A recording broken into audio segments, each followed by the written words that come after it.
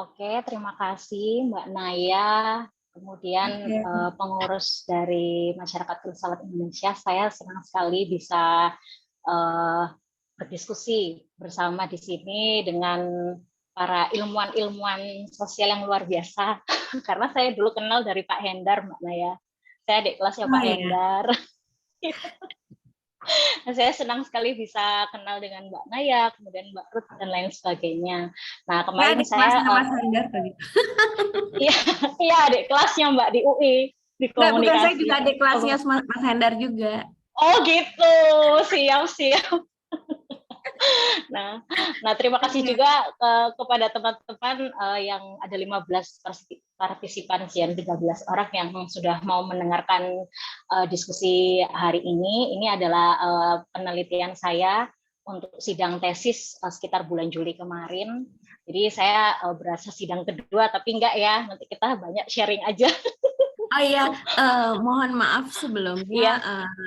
Mbak Marina, saya izin memperkenalkan Mbak Marina dulu, boleh ya? Oh boleh, boleh. Siap-siap Mbak Taya. Iya. Saking semangatnya ya ini. Jadi, Nah, ini biar oke, oke. tambah bikin pesertanya juga semangat, jadi perlu diperkenalkan nih apa namanya Aduh, ininya apa penyajinya, narasumnya supaya siap-siap. kita bisa Jadi malu nih saya Mbak. Oke, oke. Silakan Mbak nggak Naya. apa-apa, nggak apa-apa. No worries. Oke. Sekali lagi selamat malam untuk semuanya. Selamat malam juga, dan terima kasih Mbak Marina sudah bersedia menjadi penyaji narasumber kita malam ini. Ini sudah nggak usah ditutup lagi Mbak Marina, ininya presentasinya, jadi kita bisa lihat. Kita akan bersama-sama mendiskusikan topik kekerasan simbolik terhadap scholarship mom student di era pandemi COVID-19 yang akan disampaikan oleh Mbak Marina Rospitasari. Sebelumnya saya akan memperkenalkan dulu CV singkat beliau. Yang pertama, Mbak Marina Rospitasari ini adalah awardee dari LPDP tahun 2019, mahasiswa pasca sarjana komunikasi UI tahun 2020. Pendidikan S1-nya ditempuh dan sudah diselesaikan di manajemen dakwah STID Al-Hadid Surabaya. Jadi dari sana Mbak Marina lulus sebagai sarjana komunikasi Islam, dan S2-nya tadi sesuai dengan tertulis juga enggak ya? Iya benar, tertulis juga di di presentasi dari Ilmu Komunikasi Universitas Indonesia. Pekerjaan Mbak Marina sebelumnya tahun 2014 sampai 2016 adalah event organizer, lalu 2016 sampai 2017 SPV itu supervisor ya, supervisor marketing, dan 2017 sampai 2019 supervisor ekspor impor. Mbak Marina juga sudah menulis yang salah satunya di tulisan Mbak Marina di jurnal itu judulnya YouTube as Alternative Media for Digital Activism in Documentary Film Creative Industry. Ini menarik sekali ya, diterbitkan di dalam sebuah jurnal. Lalu tulisan-tulisan Mbak Marina lainnya bisa dibaca di di WordPress blog yang dibuat oleh Mbak Marina gitu. Senang sekali bisa kita dapat kesempatan untuk mendengarkan Mbak Marina, dan tanpa berpanjang lebar lagi, saya persilakan buat Mbak Marina untuk menyampaikan presentasinya. Kira-kira berapa menit ya? Saya mohon maaf lupa tadi tanya dulu dari Mas Hendar. Iya? 40 menit boleh. Oh ya, 40 menit ya Mbak Marina ya. Setelah itu kita tanya jawab, sharing dan segalanya gitu. Karena ini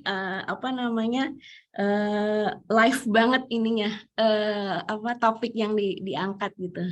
Saya juga ngalamin soalnya. Loh, kok jadi curhat. Baik, terima kasih. Silahkan Mbak Marina. Oke, sama-sama Mbak. Ini saya izin share screen dulu. Bisa jadiin admin yang ini. Saya belum bisa share screen. Oh iya, Ya, benar. siap. Tadi agak trouble, nggak tahu tampilannya. Oh oke. Tapi tadi bagus. Sudah, Mbak. Iya, udah ya. Oke. Oke.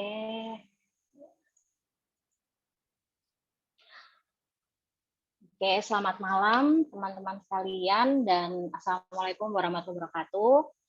Di sini saya akan mempresentasikan tentang penelitian saya. Sebentar ini, oke. Mempresentasikan tentang penelitian saya yang berjudul Kekerasan Simbolik terhadap Scholarship Non-Student di Era Pandemi COVID-19. Nah, latar belakang permasalahan dari penelitian ini sebenarnya ada secara garis besar ya, mungkin ini ada 4 hal begitu.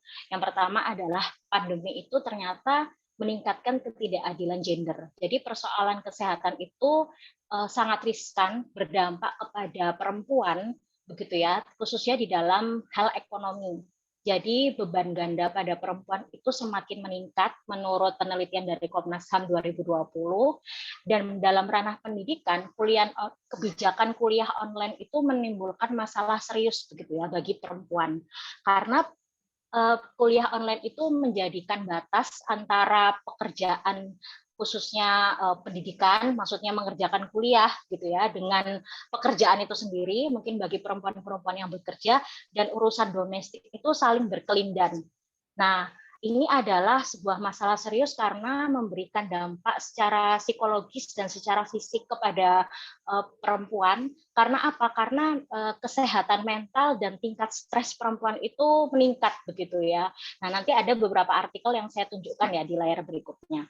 Nah, yang kedua adalah di sisi lain begitu kan, pendidikan itu merupakan strategi utama dalam mencapai keadilan gender gitu. Kenapa? Karena ini merupakan concern dunia gitu ya. Program dari UN sendiri ya, UNDP gitu ya, melalui proyek MDGs dan KPPA sendiri itu menunjukkan begitu ya bahwa ketimpangan pendidikan pada perempuan itu cukup lumayan, cukup signifikan begitu kan. Karena sebenarnya pendidikan itu merupakan strategi bagaimana perempuan itu meningkatkan kualitas hidupnya, bagaimana perempuan itu bisa mendapatkan kesetaraan begitu. Karena berbicara pendidikan itu pasti berimplikasi pada pekerjaan, berimplikasi pada kualitas skill dari perempuan dan akhirnya bisa meningkatkan ekonomi perempuan. Nah, di sisi lain KPPA sendiri menyoroti pendidikan perempuan itu sebenarnya di jenjang S2 dan S3 itu masih itu ya lebih rendah 0,36%, sedangkan laki-laki itu 0,6%. Gitu. Sebenarnya kedua-duanya ini sama-sama minoritas begitu ya untuk jenjang S2 dan S3. Tapi kenapa kok menyoroti di perempuan? Karena KPPA sendiri itu melihat gitu ya, meneliti bahwa budaya patriarki yang mengakar pada masyarakat itu menjadikan pendidikan perempuan itu berada diletak di nomor 2 gitu ya dalam suatu struktur keluarga. Pendidikan atau sumber daya keluarga itu akan difokuskan pada laki-laki karena laki-laki itu dikonstruksi sebagai pemimpin dalam keluarga seperti itu. Nah, jika melihat penelitian-penelitian tentang budaya patriarki yang mungkin sudah banyak gitu ya kita dengar gitu, bagaimana misalkan dalam budaya Jawa sendiri gitu kan itu biasanya sangat itu ya sangat kuat gitu, perempuan itu ya fokusnya itu memasak gitu ya, mengurus suami gitu, seperti di dalam produk-produk budaya perfilman atau iklan, bahkan iklan COVID pun pemerintah itu kan mengkonstruksi pesan ibu itu kan 3M, pesan ibu yang lagunya Padi itu, kalau itu saya angkat juga tuh dalam rumusan suatu fenomena masalah gitu kan di tesis saya, karena itu menunjukkan bahwa pesan ibu 3M ya, mencuci, kemudian memakai masker dan lain sebagainya, itu menunjukkan loh ini loh pesan ibu itu sebagai orang yang sangat penting begitu ya dalam menjaga kesehatan keluarga. Nah, konstruksi-konstruksi gender yang semacam ini menjadikan perempuan yang minoritas tadi gitu ya 0,3% yang memperjuangkan pendidikannya, mereka itu adalah agensi perempuan di mana mereka itu mendapatkan pendidikan tuh juga dengan jalur beasiswa. Nah, ini kan tanggung jawabnya semakin besar seperti itu. saya melihat jalur beasiswa ini menjadi salah satu poin yang sangat signifikan ya, apalagi dua narasumber di dalam penelitian saya ini adalah mahasiswa penerima beasiswa LPDP, di mana Ibu Sri Mulyani pada tahun 2019 mengklaim bahwa mayoritas bahkan sekitar 60 sekian persen gitu ya penerima beasiswa LPDP itu adalah perempuan yang untuk S2 dan S3. Nah, sebenarnya ini kan merupakan satu jalan begitu ya, sudah ada jalan yang besar nih buat perempuan untuk mendapatkan pendidikan yang tinggi begitu ya, tapi di sisi lain mereka minoritas dan ini ada beasiswa atau sumber daya ekonomi begitu ya, memudahkan mereka untuk mendapatkan pendidikan tersebut begitu. Nah, ternyata benturan itu perjuangan itu tidak berhenti di sana begitu. Ada permasalahan lain gitu kan. Bahwa mom student ini yaitu seorang mahasiswa kemudian seorang ibu yang terjebak dalam kondisi pandemi ini, mereka mengalami yang namanya konflik role dan beban ganda.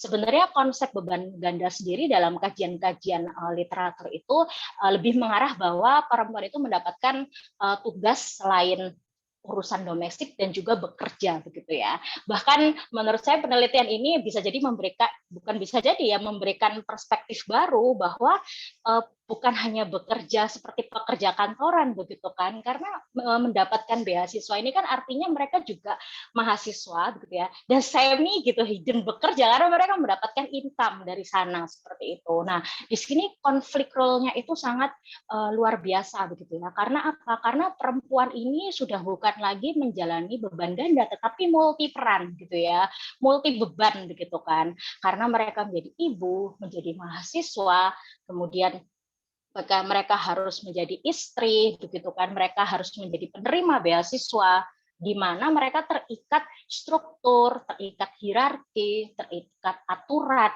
begitu kan? Terikat norma-norma yang di mana ternyata budaya patriarki itu menjadikan konflik peran ini sangat besar, gitu ya, sangat kuat dan menyebabkan tidak optimalnya mom student ini dalam menempuh pendidikan tinggi. Nah, kuncinya di sana sebenarnya poin penelitian ini begitu ya. Domestifikasi terhadap perempuan itu menjadikan perempuan itu selalu diliputi rasa bersalah. Mereka sudah jadi mahasiswa kekurangan tidur, begitu kan, mengerjakan tugas, ada target nilai dari pemberi sponsor, begitu kan, sponsor beasiswa, dan disinilah begitu ya potensi kekerasan simbolik pada perempuan itu besar, begitu. Mengapa? Nah, sebenarnya kekerasan simbolik yang digagas oleh Bourdieu itu merupakan sebuah konsep bagaimana kelompok-kelompok minoritas atau kelompok-kelompok yang tertindas itu mengafirmasi dominasi gitu ya, bahkan terlibat dalam reproduksi dominasi. Intinya di sana kekerasan simbolik itu. Nah, yang terjadi pada perempuan adalah standar ibu ideal yang dikonstruksi oleh masyarakat, budaya, agama begitu ya. Nah, itu berdampak pada perempuan sendiri itu terlibat gitu ya dalam reproduksi penindasan yang sebenarnya tidak sengaja begitu ya. Covernya itu sangat beragam, makanya dalam rumusan masalah istilahnya dalam diskusi pemantik itu kan ada cinta dan kekeluargaan. Nah, itu nanti yang di akhir penelitian ini akan menjadi sebuah misteri gitu ya yang akan kita jawab seperti itu.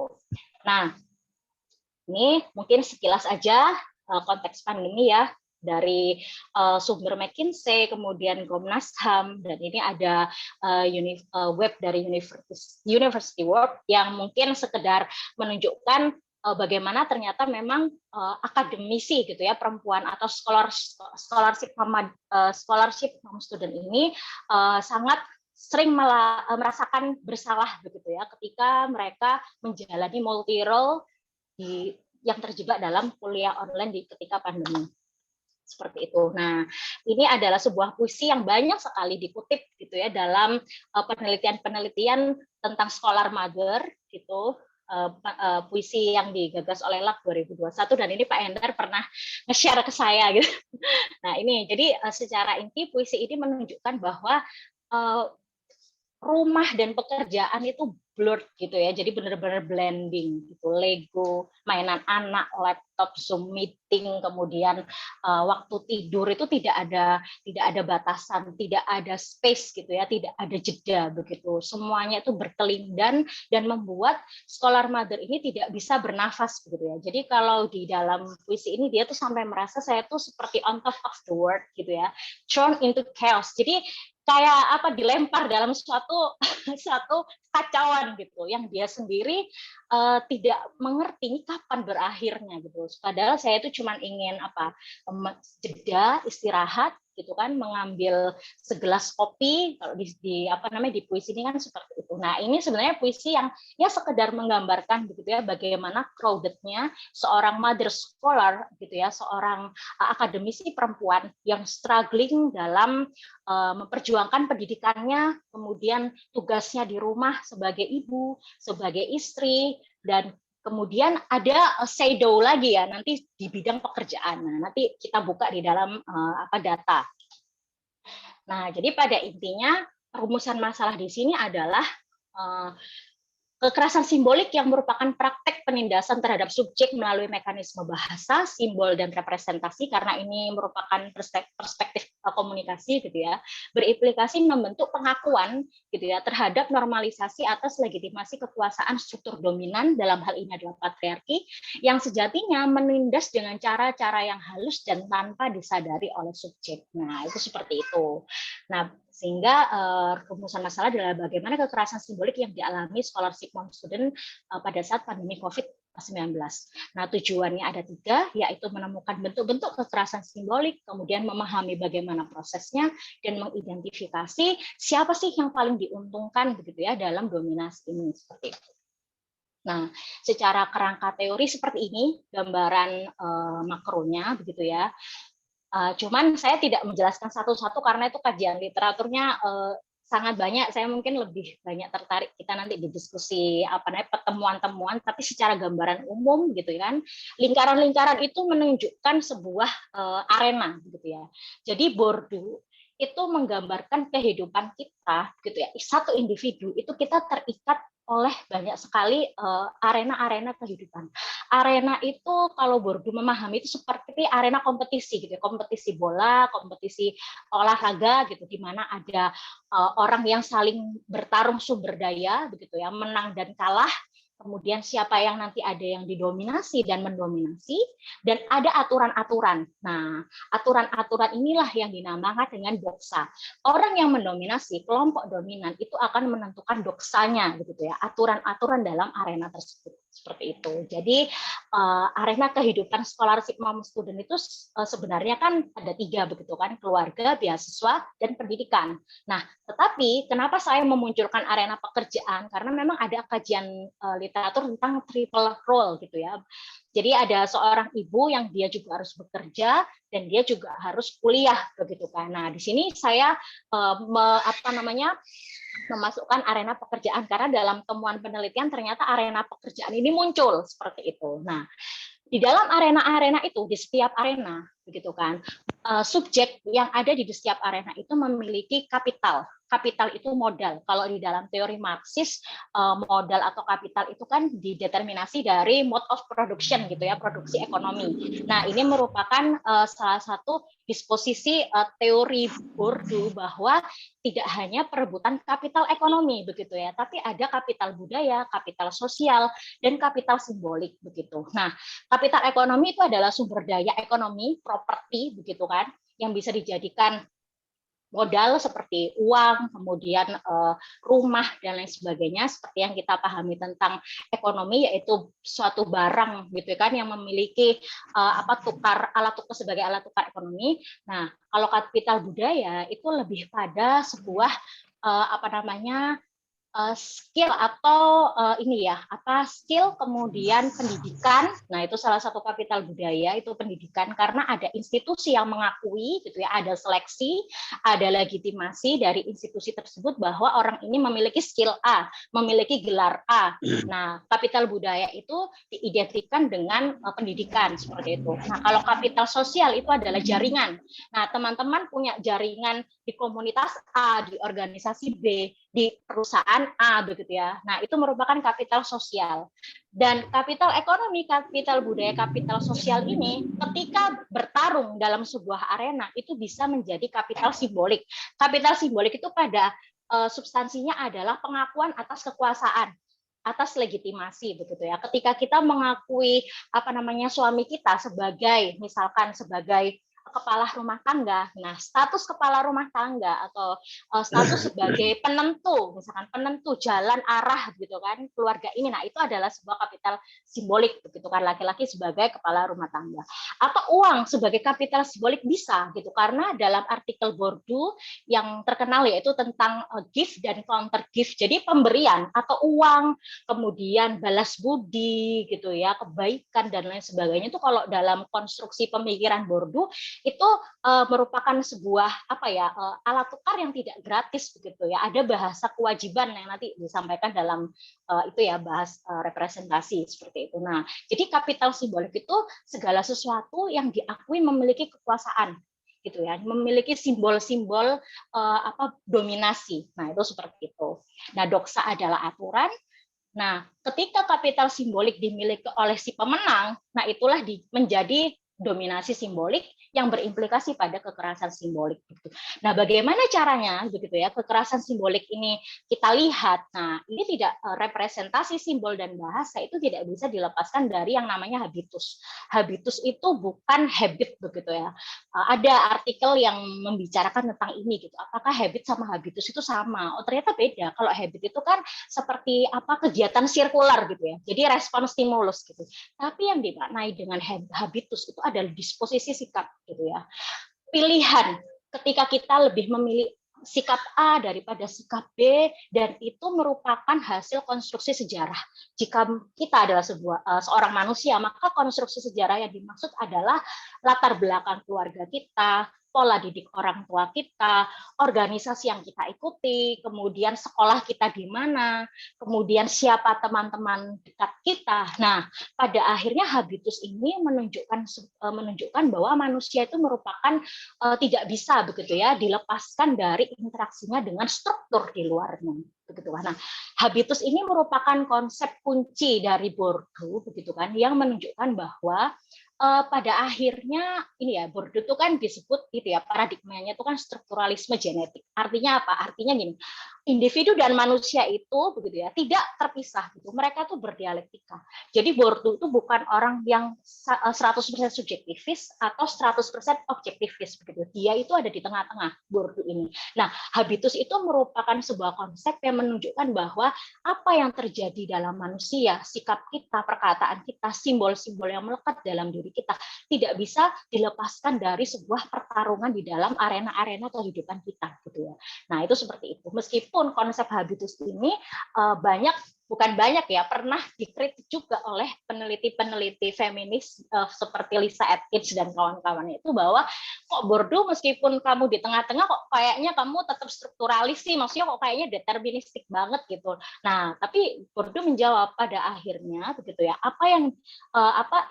konsep habitus ini bisa dijadikan sebuah bentuk resistensi juga gitu ya bagi agen-agen yang ada di masyarakat gitu, karena mereka bisa mengumpulkan modal-modal yang tidak hanya kapital-kapital ekonomi aja, tapi mereka juga bisa punya link, bisa punya kapital budaya dan kapital simbolik. Nah, di sini ada istilahnya ada satu statement ya yang saya letakkan di sini, gender sebagai kapital simbol dan sumber kekerasan simbolik. Nah, ini gender di sini karena ini penelitian tentang laki-laki dan perempuan, tentang gender ya, tentang konstruksi gender, maka sebenarnya gender sendiri itu bisa menjadi kapital simbolik, tapi juga bisa menjadi sumber dari kekerasan simbolik begitu.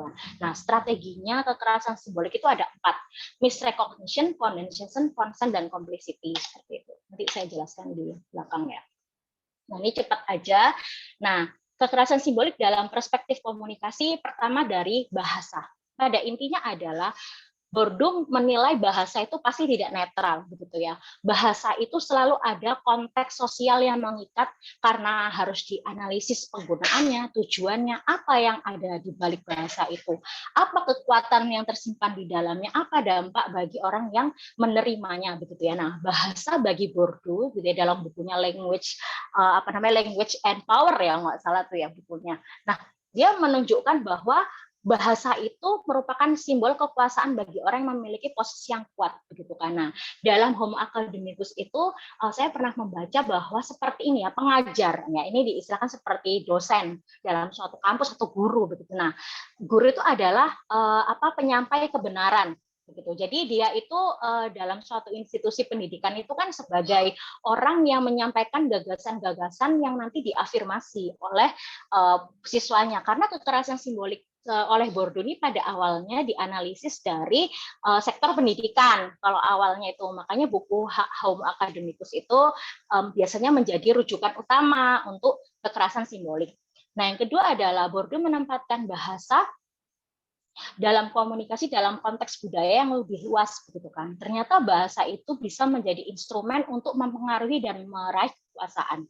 Komunikasi itu menjadi praktek yang tidak bisa dilepaskan dari kepentingan, motif, dan transmit emotion. Transmit emotion itu adalah ada sebuah transmisi emosi atau perasaan, begitu ya, dalam bahasa itu, yang itu harusnya bisa ditangkap oleh kedua belah pihak, begitu. Nah, bahasa itu merupakan habitus yang sifatnya itu praktis, gitu ya, tidak disadari, langsung terucap, begitu, dan menganalisis kekerasan simbolik melalui bahasa itu berarti membongkar teks-teks komunikasi yang terjadi antar subjek dan menganalisis tujuan ya, maksud dan tujuan dari komunikasi tersebut, seperti itu. Nah, sedangkan simbol ya, Bourdieu mengartikan symbolic power atau simbol kekuasaan itu sebagai instrumen dominasi gitu untuk mempengaruhi subjek tentang apa yang dilihat dan apa yang dipercaya. Jadi kelompok dominan itu dengan dominasi simboliknya gitu ya, itu bisa menentukan doksa seperti itu ya, menentukan aturan bermain dalam arena-arena itu. Implikasinya kekerasan simbolik di sini beroperasi melalui simbol-simbol yang diakui memiliki power, sehingga relasi kuasa yang timpang itu terus direproduksi dan menyebabkan misrecognition. Jadi menyebabkan sesuatu itu menjadi normal, begitu ya, karena itu merupakan suatu arena yang oleh subjek yang terdominasi itu adalah sesuatu yang normal yang memang itu menjadi jalan hidupnya, bahasanya seperti itu ya. Nah, hierarki itu menjadi tidak terasa biasanya kalau sudah sangat halus gitu kan dominasi simbolik ini. Nah, sedangkan untuk representasi di sini saya mengambil konsep the gift atau hadiah. Jadi representasi itu pada intinya itu adalah merupakan hierarki, hubungan hierarki antar subjek di dalam arena, begitu kan. Nah, biasanya hierarki ini bagaimana kita melihatnya dari pemberian, logika pemberian, gitu kan. Karena pemberian itu merupakan ada ikatan ya, dari pemberian itu ada ikatan di antara kedua belah pihak, terjadi pertukaran simbolik yang berada di luar ranah ekonomi, gitu ya. Karena pemberian itu merupakan sesuatu yang gratis, tapi memiliki price tag, kalau bahasanya Bourdieu seperti itu.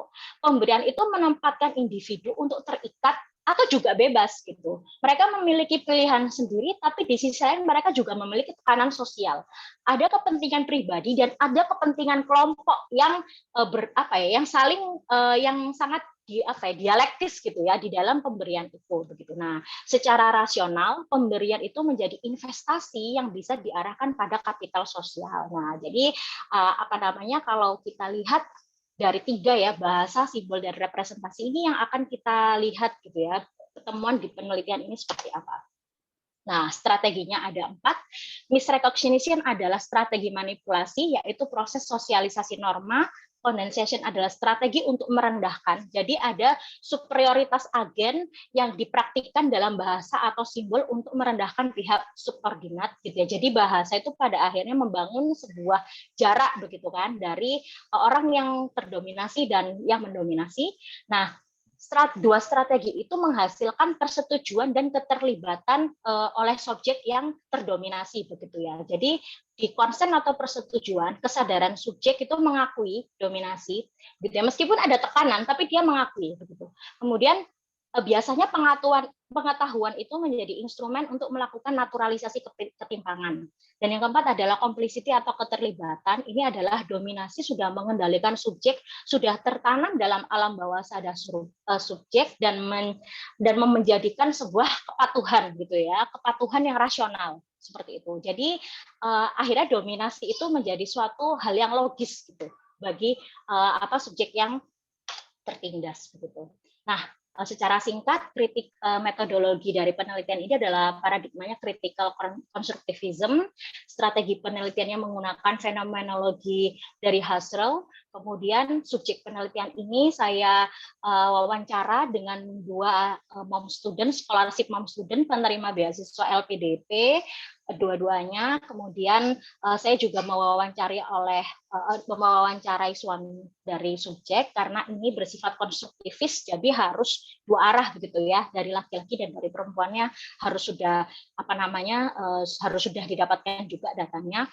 Saya transkrip itu sekitar 10 atau 12 jam gitu ya, saya lupa untuk verbatim. Nah, temuan penelitiannya ada 6 gitu ya. Yang pertama adalah di dalam kehidupan kedua subjek ini, dominasi simbolik laki-laki di keluarga itu sangat kuat gitu ya, terutama figur ayah yang diposisikan sebagai pencari nafkah, kemudian anak laki-laki itu lebih dimanja gitu ya, sedangkan beban-beban ekonomi, beban kontribusi terhadap keluarga itu dibebankan pada anak perempuan, dan persetujuan didasarkan pada suami. Yang kedua adalah keunggulan kapital ekonomi dan kapital budaya subjek. Kapital ekonomi ini bahwa pendapatan subjek itu lebih besar daripada suami, dan kapital budaya artinya pendidikan dari subjek itu juga lebih tinggi daripada suami gitu ya. Itu kalah dengan kapital simbolik laki-laki di semua arena gitu kan. Dan yang ketiga adalah beban domestik dan beban ekonomi keluarga berdampak pada beban studi yang semakin berat. Nah, ini diakui oleh subjek bahwa mereka itu sangat tidak memprioritaskan studinya, begitu kan? Mereka itu memprioritaskan urusan domestik dan urusan ekonomi. Nah, mereka bahkan menganggap beban ganda itu menjadi sebuah hal yang kewajiban, gitu kan? Nah, yang keempat adalah konflik ekonomi keluarga itu menjadi pusaran dominasi simbolik laki-laki, dan yang kelima dominasi simbolik keluarga mertua itu juga terjadi, dan yang keenam adalah atasan maskulin dan aturan yang timpang tindih. Nah, jadi di sini kelihatan begitu ya, ada arena keluarga, ada arena aturan-aturan yang tumpang tindih, nanti itu aturan di pekerjaan begitu ya, itu yang sangat membuat scholarship mom student ini sangat terbungkam gitu. Mereka itu harus menjalankan kebijakan-kebijakan yang sangat tidak ramah gender seperti itu. Nah, secara umum Bourdieu melihat kekerasan simbolik di setiap arena itu, kalau di arena keluarga itu jelas hubungan hierarkis orang tua anak, kemudian anak laki-laki dan anak perempuan, hubungan suami istri. Kalau di arena pendidikan itu ada 4 variabel di sini yang pada substansinya adalah ada proses ada proses pendidikan, ada pengajar, kemudian ada perilaku praktis yang dilakukan oleh agen atau aktor gitu kan, yang dianggap sebagai penentu kebenaran, yaitu pengajar biasanya, dan sistem pendidikan. Sedangkan kalau di arena keluarga itu ada hubungan hierarkis atasan dan bawahan. Kemudian di arena beasiswa itu ada aturan dan struktur gitu kan. Meskipun di sisi lain arena beasiswa ini memberikan prospek ekonomi, jaringan kepada penerima beasiswa gitu kan. Dan justru pemberian pemberian atau prospektus ini menjadikan scholarship mom student itu memiliki beban untuk bagaimana mereka ingin menjadi mahasiswa atau penerima beasiswa yang bertanggung jawab, tapi di sisi lain mereka dilematis dengan tugas-tugas domestik, beban-beban domestik, dan konflik-konflik di dalamnya. Nah, itu nanti terjadi seperti itu. Nah, jadi kekerasan simbolik yang dirasakan oleh subjek A di sini di arena keluarga inti dan keluarga besar, gitu kan? Ada kepatuhan dan figur kepada ayah, gitu. Jadi ketika ayah pinjam uang, gitu kan, atau minta ide, mintain tuh, dia pasti akan memberikan persetujuan secara langsung. Kemudian tuntutan ibu yang sangat timpang kepada A dibandingkan dengan kakak laki-lakinya gitu ya. Bahkan si A ini dituntut untuk bagaimana tidak hanya memberikan finansial kepada orang tua gitu, tetapi juga membantu keluarga dari sang kakak laki-laki begitu. Dan si A ini tidak ada kuasa untuk membantah kakak laki-lakinya dan ada rasa bersalah gitu kan kepada suaminya begitu ya atas karirnya yang tidak bersinar dibandingkan A karena membantu pengasuhan anak. Nah, ini nanti muncul pengasuhan anak ini. Jadi, kedua subjek itu merasa karena suaminya itu membantu pengasuhan anak, jadi rasa bersalahnya itu semakin tebal gitu ya. Kok aku pendidikannya lebih tinggi sih dari suamiku? Kok pendapatan uangku lebih tinggi sih daripada suamiku. Nah, rasa bersalah ini begitu ya menebal ketika aduh suamiku kok bantu ini ya pengasuhan anak padahal itu kan tanggung jawabku. Nah, seperti itu. Akhirnya konsentrasi kepada studi itu apa namanya sangat minim ya. Nanti arena pendidikan itu arena yang paling kalah istilahnya dibandingkan arena keluarga, arena pekerjaan begitu kan. Arena beasiswa itu paling kalah itu di arena pendidikan. Nah, sedangkan di arena pekerjaan subjek A ini memiliki atasan yang maskulin begitu kan.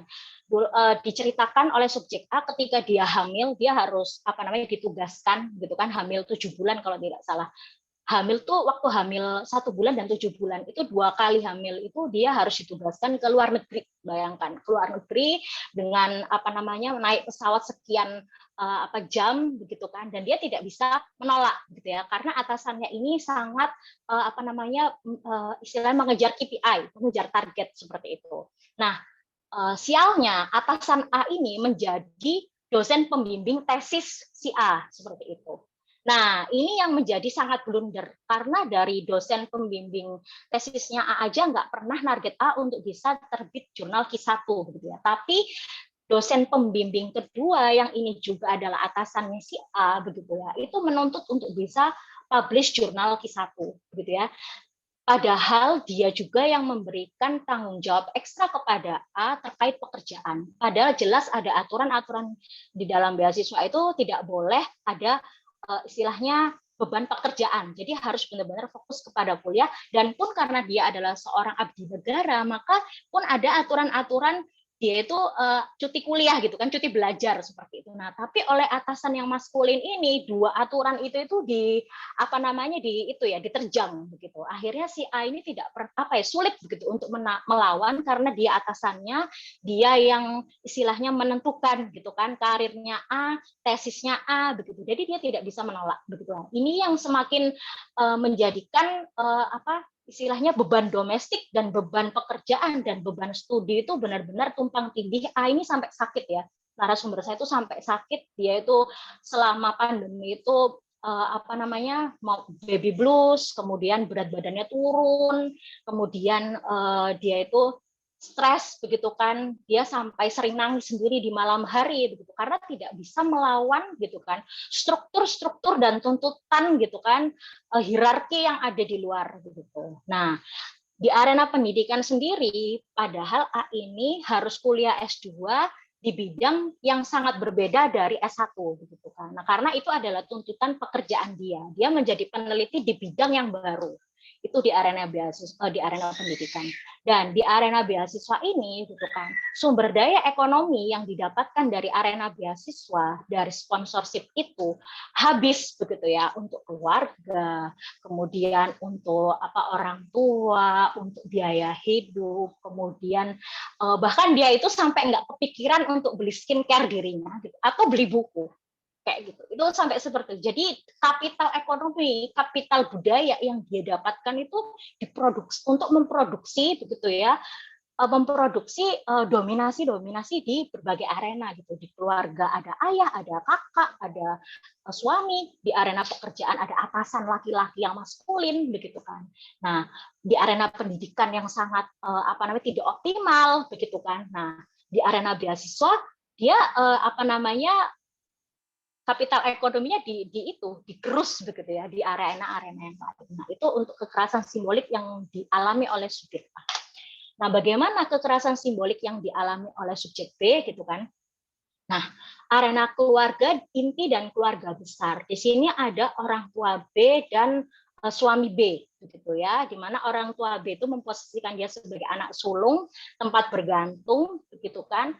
Nah, di sisi lain si suami ini memiliki apa ya, memiliki pendapatan yang kurang gitu kan dari subjek B, dan juga pendidikannya juga awalnya itu tidak ambil S2 begitu ya, tapi si subjek B itu karena dia kayak ada dorongan rasa bersalah dan kok aku pendidikannya lebih tinggi sih daripada suamiku gitu ya. Bahkan suaminya ini sampai dibiayai S2 loh. Uang sendiri tanpa beasiswa gitu. Jadi hasil uang mendapatkan beasiswa itu ya dari sponsor itu gitu, sebagian untuk keluarga dan sebagian tuh untuk kuliah suaminya untuk S2. Bayangin. Itu sampai seperti itu kalau subjek B gitu. Apakah itu salah? Sebenarnya apa ya? Salah benar itu ini ya, istilahnya sangat relatif ya. Tapi ketika motivasinya itu, kok suamiku pendidikannya lebih rendah ya daripada aku, kok aku ngerasa bersalah ya, kok nggak nyaman. Nah, ini adalah perasaan atau dialektika pemikiran di mana perempuan itu setuju dan terlibat begitu ya dalam dominasi patriarki, karena laki-laki itu selalu diposisikan sebagai pemimpin, harus lebih unggul begitu kan, harus lebih berkuasa gitu kan, harus lebih kelihatan wow gitu kan daripada perempuan. Nah, itu seperti itu ya, kalau yang dialami oleh subjek B.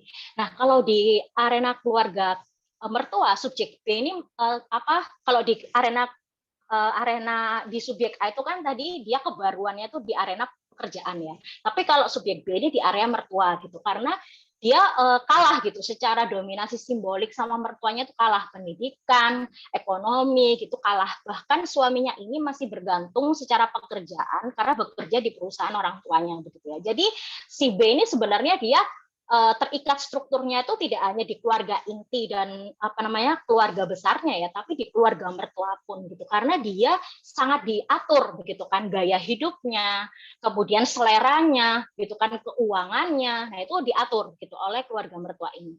Sedangkan kalau di arena pekerjaan gitu kan, si B ini akhirnya dorongan ekonomi kan sangat besar ya dari tiga layer ya, dari orang tua, suami, dan mertua, karena ada gaya hidup di sini. Nah, akhirnya dia tuntutan finansialnya tuh sangat tinggi, dia akhirnya sebelum lulus kuliah itu sudah daftar ASN, gitu, dan alhamdulillah dia dapat ASN. Tapi ya begitu, motivasinya tetap sama, karena bagaimanapun aku harus punya kondisi finansial untuk ini, ketiga pos ini. Nah, itu seperti itu. Nah, di sini kekerasan simbolik yang dialami oleh perempuan itu ini ya, sampai dia itu nggak bisa berpikir tentang dirinya sendiri gitu. Dia benar-benar mengabdi gitu, benar-benar pengabdiannya itu apa ya, ada di bawah tanah begitu ya, bagaimana dia menjadi air gitu untuk menumbuhkan pohon-pohon seperti itu. Nah, karena kalau di perspektif agama itu pahalanya besar ya, apalagi kalau mau dipoligami kali gitu ya. Nah, doktrin-doktrin yang seperti ini loh, yang kemarin itu sewaktu saya mau mencari begitu ya, ini nilainya tuh sumbernya dari mana sih, doksanya itu dari doksa budaya atau doksa agama. Nah, itu saya istilahnya mepet waktu ya, jadi belum bisa masuk ke sana seperti itu. Nah, untuk arena pendidikan dan beasiswa, si B ini mengaku tidak mendapatkan kesulitan dalam perkuliahannya karena dosen-dosen dosen-dosen S2-nya begitu kan, ini kebetulan mahasiswa UI juga, teknik sipil. Nah, dia dia mendapatkan support system yang bagus begitu ya. Tetapi dia tidak fokus gitu dalam kuliahnya itu karena dia beban ganda juga gitu. Ketika anaknya nangis ya dia harus ikut mengasuh ketika kuliah, jadi sering off cam kamera begitu. Tapi untungnya dosennya tidak pernah mempermasalahkan itu gitu ya. Sedangkan di arena beasiswa ini yang dimana ada sumber ekonomi yang besar di sini gitu ya, sumber ekonomi, kemudian sumber budaya karena itu menjadi sponsor pendidikan juga ya. Kemudian ada kapital simbolik juga. Nah, itu akhirnya tidak terlihat begitu. Ketika sudah masuk ke arena keluarga itu sudah perempuan tuh sudah harus menjadi air begitu, menjadi air dan tanah gitu ya. Karena kapital-kapital yang dimilikinya itu tidak bekerja, mau kamu ahli teknik sipil, mau kamu punya kemampuan A, kemampuan B, ketika masuk ke arena keluarga yang bekerja adalah dominasi simbolik laki-laki dan perempuan. Seperti itu. Nah, secara garis besar seperti ini petanya begitu ya. Di arena keluarga ada keluarga inti, keluarga besar, dan keluarga mertua. Nah, itu saling sejajar gitu kan di arena keluarga dan arena pekerjaan, karena dua arena ini yang merupakan memiliki ini ya, sumber-sumber dominasi simbolik yang sangat besar begitu kan. Nah, saling berkompetisi, di sini ada arena yang teropresi atau peran yang teropresi, yaitu arena pendidikan, arena beasiswa. Di mana arena pendidikan itu terasa bahwa subjek itu tidak optimal atau menjadikan kuliah itu menjadi prioritas terakhir. Kalau di arena beasiswa, nah itu menjadi sumber akumulasi kapital terbesar, tetapi tereksploitasi begitu kan di arena yang lain seperti itu.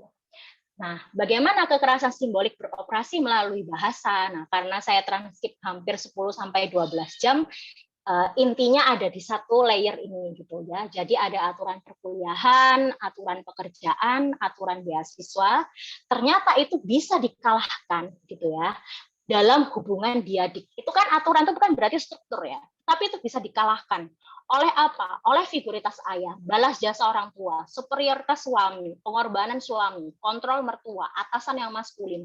Hubungan-hubungan diadik ini, hubungan-hubungan dua orang ini ternyata gitu ya, memberikan implikasi yang sangat besar terhadap dominasi simbolik dan kekerasan simbolik, mengalahkan struktur gitu kan, dan mengontrol perasaan, pikiran, dan peran dari scholarship mom student. Nah, seperti itu. Di konflik perasaan ada rasa cinta dan rasa bersalah kepada suami atas karir dan pengasuhan anak, dan ada rasa marah atas diskriminasi tetapi tidak bisa dilawan. Jadi jangan digambarkan bahwa dua subjek ini tidak sadar gitu ya, mereka itu sedang tertindas gitu. Mereka tuh sadar, kenapa sih kok kakakku dimanja banget gitu kan daripada aku. Kenapa sih kok suamiku kok nggak ngerti gitu kan, aku ini sudah kerja, sudah kuliah, dia kok malah fokus hobinya sih bisa main game, bisa budidaya cupang gitu kan, bahkan sampai seperti itu, tapi mereka nggak bisa melawan gitu.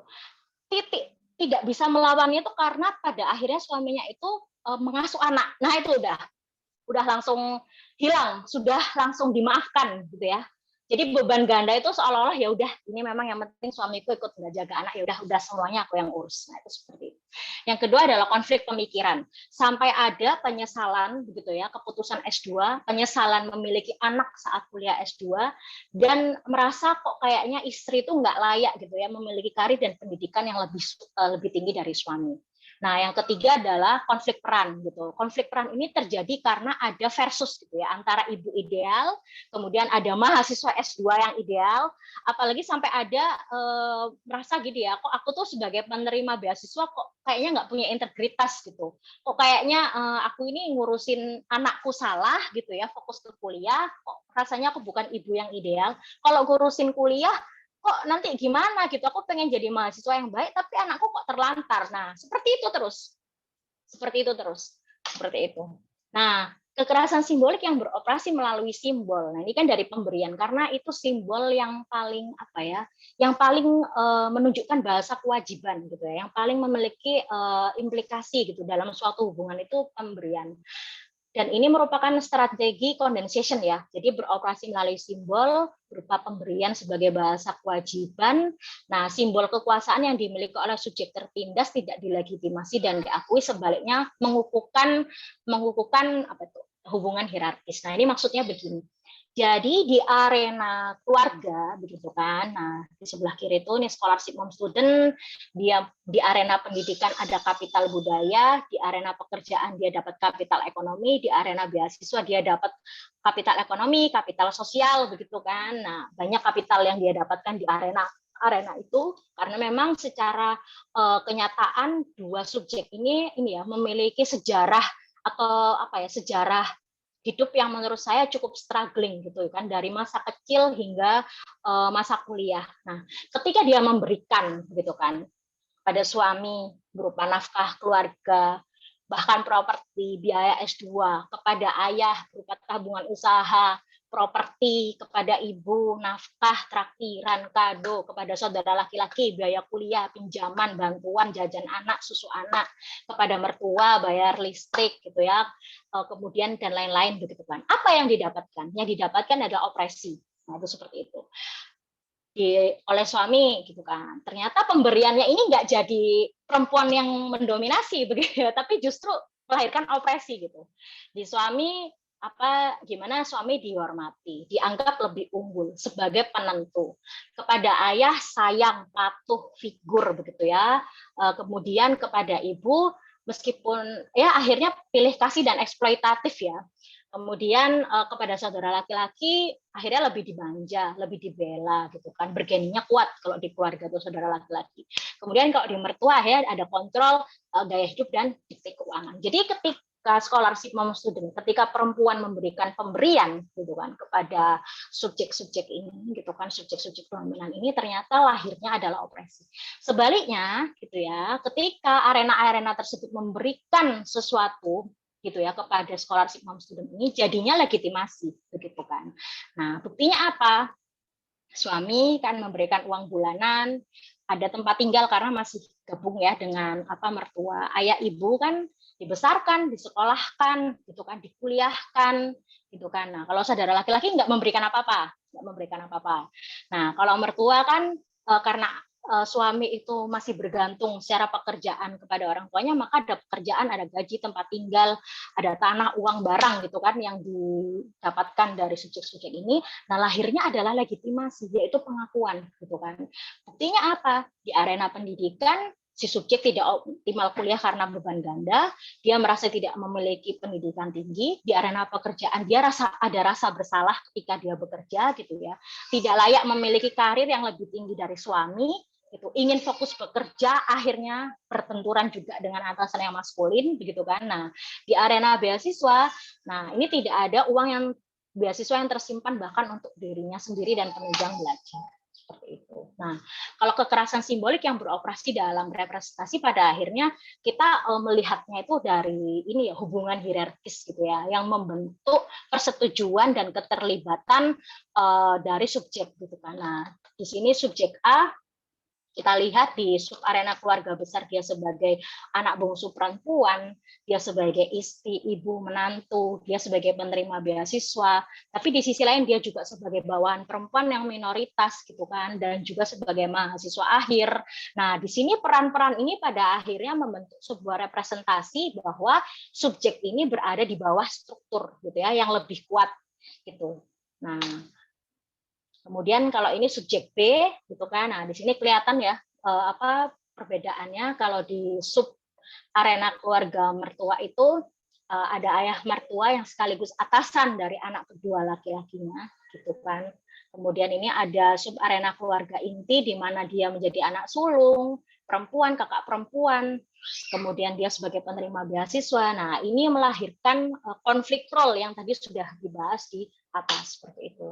Nah, kesimpulan dan implikasinya bagaimana? Ada 6. Yang pertama, pada akhirnya arena itu gitu kan, kalau kita lihat dalam penelitian ini sudah bukan lagi sesuatu yang struktur yang besar dan di luar dari subjek gitu ya, tapi arena itu bisa tersub-sub gitu ya, bahkan perasaan dan pikiran seseorang individu itu bisa menjadi arena begitu kan pada akhirnya kalau kita lihat kan, dan ini belum disinggung oleh Bourdieu begitu. Dan yang kedua adalah hierarki dalam hubungan interpersonal itu memberikan pengaruh yang besar dibandingkan struktur. Dan yang ketiga adalah arena pendidikan itu bukanlah arena yang paling kuat untuk menyebabkan kekerasan simbolik pada student, sebaliknya menjadi arena yang paling teropresi oleh arena lain. Padahal kekerasan simbolik itu secara teori muncul dari arena pendidikan, kan? Nah, itu seperti itu. Kemudian arena beasiswa yang menjadi sumber kapital ekonomi subjek justru tidak menjadikan subjek pihak yang menang, gitu kan? Justru sumber daya di arena ini dieksploitasi oleh arena-arena yang lain, khususnya keluarga. Arena keluarga itu bisa layernya dipisah-pisah lagi kan, ada keluarga inti, keluarga besar, dan keluarga mertua, dan pekerjaan menjadi arena dominan yang melakukan opresi paling kuat kepada mom student mengalahkan arena lain. Dan yang keenam adalah mom student memiliki keterlibatan dalam reproduksi kekerasan simbolik secara homologis di semua arena kehidupannya, dan akumulasi kapital yang dimiliki tidak memberikan implikasi signifikan atas posisinya, seperti itu. Nah, ini hanya sekedar rekomendasi dan limitasi ini ya penelitian. Nah, mungkin saya ingin istilahnya menggarisbawahi bahwa penelitian ini kan saya ini ya sangat terikat oleh waktu itu kan kisaran 3 sampai 4 bulan ya penelitian ini. Nah, tapi setelah saya melakukan wawancara yang berjam-jam dan berkali-kali itu kepada subjek dan kepada suami subjek gitu kan. Konteks hari ini banyak perubahan gitu. Jadi ketika melihat menjawab rumusan persoalan apakah bisa gitu kan perempuan terbebas dari kekerasan simbolik. Nah, kekerasan simbolik itu kan sifatnya nggak selamanya dan bersifat permanen gitu ya. Ada proses dan ada strategi yang bisa dilakukan oleh agensi-agensi perempuan gitu untuk bisa melawan kekerasan simbolik ini. Nah, salah satunya yang saya lihat dari dua subjek saya, yang pertama subjek A yang memiliki atasan maskulin, setelah kita banyak berdialektika ya, karena ini konstruktivis, jadi ketika wawancara itu kan banyak dialektika, bertukar pikiran. Pada akhirnya saat ini dia bisa berani dan mau gitu berkata tidak gitu ya, ketika si atasan yang ngomong ayo gitu mendekati ini ya menuju sidang proposal tesis, ayo nih ada tugas di Padang gini, nah dia bisa gitu menolak tidak Pak, jadi dia udah mulai berani gitu menolak atasan ini ketika atasan ini memberikan beban pekerjaan yang seharusnya tidak ada begitu. Nah, yang kedua adalah untuk subjek B, dengan dia menjadi PNS itu sebenarnya dia merasa ini merupakan strategi supaya saya bisa keluar gitu ya dari arena keluarga mertua ini gitu. Jadi dia meningkatkan sumber daya kapitalnya, kapital ekonomi dan kapital simboliknya untuk bisa keluar begitu kan dari arena keluarga mertua ini, dan dia ketika membantu suaminya itu dalam rangka supaya suaminya juga terbebas begitu ya dari kekerasan simbolik yang dia alami dari keluarganya seperti itu, sehingga dia bisa membentuk keluarga yang lebih independen dan lebih mandiri seperti itu. Jadi dari sini mungkin semoga terjawab dari rumusan masalah yang disampaikan dalam flyer. Terima kasih teman-teman, maaf kalau waktunya kelebihan. Terima kasih. Terima kasih Mbak Marina, sangat-sangat menarik ya. Saya cuma tadi sempat kepikir kenapa Mbak Marina nggak wawancara saya juga gitu. Ada variasi. Ini hanya bercanda aja. Ya, saya pikir saya nggak perlu menyimpulkan lagi ya, karena memang live banget ya dari apa yang diceritakan oleh Mbak Marina itu, kita bisa menikmati sekali kaitan dari teori yang dipakai, dan itu nyata gitu ya, berkaitan dengan bukan cuma berkaitan tapi memang benar-benar dialami oleh subjek yang menjadi narasumber penelitian Mbak Marina, dan itu memang benar-benar terjadi gitu ya di dalam masyarakat, bukan cuma masyarakat Indonesia sebenarnya, tapi bahkan kalau kita baca artikel-artikel tuh di masyarakat yang paling yang sudah liberal sekalipun gitu ya, yang mungkin kita secara kasat mata melihat udah nggak ada bias gender lagi gitu, pada dasarnya sebenarnya tetap ada gitu ya. Bahkan ketika sama-sama gitu antara suami dan istri punya pandangan yang sama gitu ya, habitusnya sebenarnya juga sama gitu ya, masalah itu tetap akan ada gitu, karena yaitu tadi ada anak, ada keluarga, ada juga tekanan pekerjaan dan sebagainya. Itu memang memungkinkan sekali gitu untuk terjadi konflik-konflik yang tadi dirumuskan sama Mbak Marina, konflik peran, perasaan, dan pemikiran gitu ya. Kalau saya juga ngalamin, tapi saya lebih ke arah karir. Jadi karena saya diplomat dan anak tunggal gitu, akhirnya saya keluar. Karena itu, padahal dari pihak suami justru nggak apa-apa dari mertua, tapi justru dari keluarga inti saya, dari ibu saya yang keberatan gitu. Jadi memang kadang-kadang itu sudah begitu dihidupi gitu ya, sampai ibu saya yang sebenarnya juga punya karir, dia tetap menyalahkan bahwa karir saya salah gitu. Itu sampai ada kategorisasi itu yang memang terjadi di masyarakat gitu ya, yang memang benar-benar perempuan tuh karirnya boleh tinggi gitu. Kalau saya ngalamin gitu. Ini jadi sekedar untuk memperkaya ya bagaimana permasalahan yang dihadapi perempuan. Boleh berkarir gitu. Saya mengalami itu keluarga yang membolehkan perempuan berkarir. Sekolah tinggi-tinggi boleh, makanya saya bisa S3 gitu. Tapi ibu saya itu menanamkan bahwa karirmu nggak boleh menutupi karir suami dan nggak boleh membuat kamu jadi breadwinner di keluarga gitu. Itu pandangan seperti itu ada jadi dengan segala aneka ininya ya variasinya gitu, itu memang masih hidup gitu dan mungkin nggak disadari bahkan dijaga oleh perempuan itu sendiri gitu. Nah, ini sesuatu yang menarik buat kita diskusikan dan tanpa berpanjang-panjang mungkin kita bisa lihat di sini sudah ada di chat pertanyaan buat Mbak Marina kepada Bu Renoranti, kira-kira mau bertanya langsung menyampaikan ininya pertanyaannya. Masih ada Ibu Reno? Mau dibacakan atau mau disampaikan langsung boleh Bu? Jadi boleh. lebih ya. Monggo silakan Bu Reno. Ya. Halo semuanya, mohon maaf. Ini kebetulan. Halo Mbak. Halo, salam kenal buat semuanya. Yes. Itu yang saya chat itu tadi tuh baru anak pertama gitu kan. Saya benar-benar jadi luar biasa lah ya. Ya alhamdulillah mungkin karena keturunan maknya juga keras, kepalanya juga ngikut jadinya kan nggak mau mundur, padahal sudah muncul tuh ya konflik-konflik yang saya lihat gitu, bagaimana ketika mereka berinteraksi itu kelihatan gitu kan. Anak saya itu berusaha untuk membuat si calonnya ini ya kita bisa ngebayangin lah seperti apa gitu kan. Jadi saya melihat ini potensi ke depannya hubungan yang saya bukan menghargai orang berdasarkan ini ya, berprasangka buruk, wah pasti begini, pasti begitu, gitu tidak. Tapi dari interaksinya saja sekarang saya udah berpikir, contohnya begini, si calonnya ini udah kekeh gitu kan, pokoknya nanti aku harus S1 nih sekarang gitu kan. Terus aku tanya, yang ngebiayain siapa gitu kan. Nah, anakku udah mulai nggak jujur gitu kan.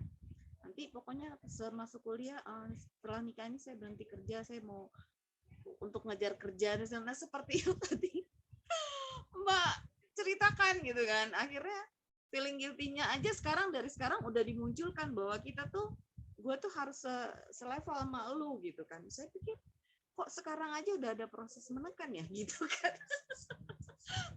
Tapi anakku itu seperti menutup mata gitu kan. Aduh, ya udahlah, karena akhirnya saya yang dijauhi gitu kan.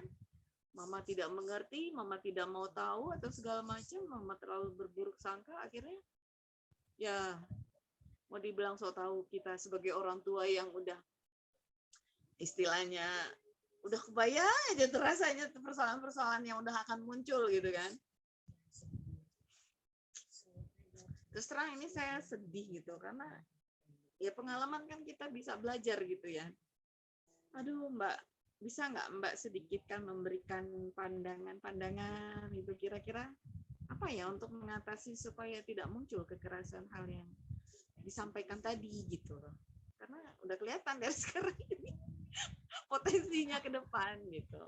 Itu jadi aja. Belum masuk ke pernikahan aja sudah terlihat ya Mbak Retno ya. Gitu ya nih ya Allah. Saya amati kan gitu ya, saya lihat gitu.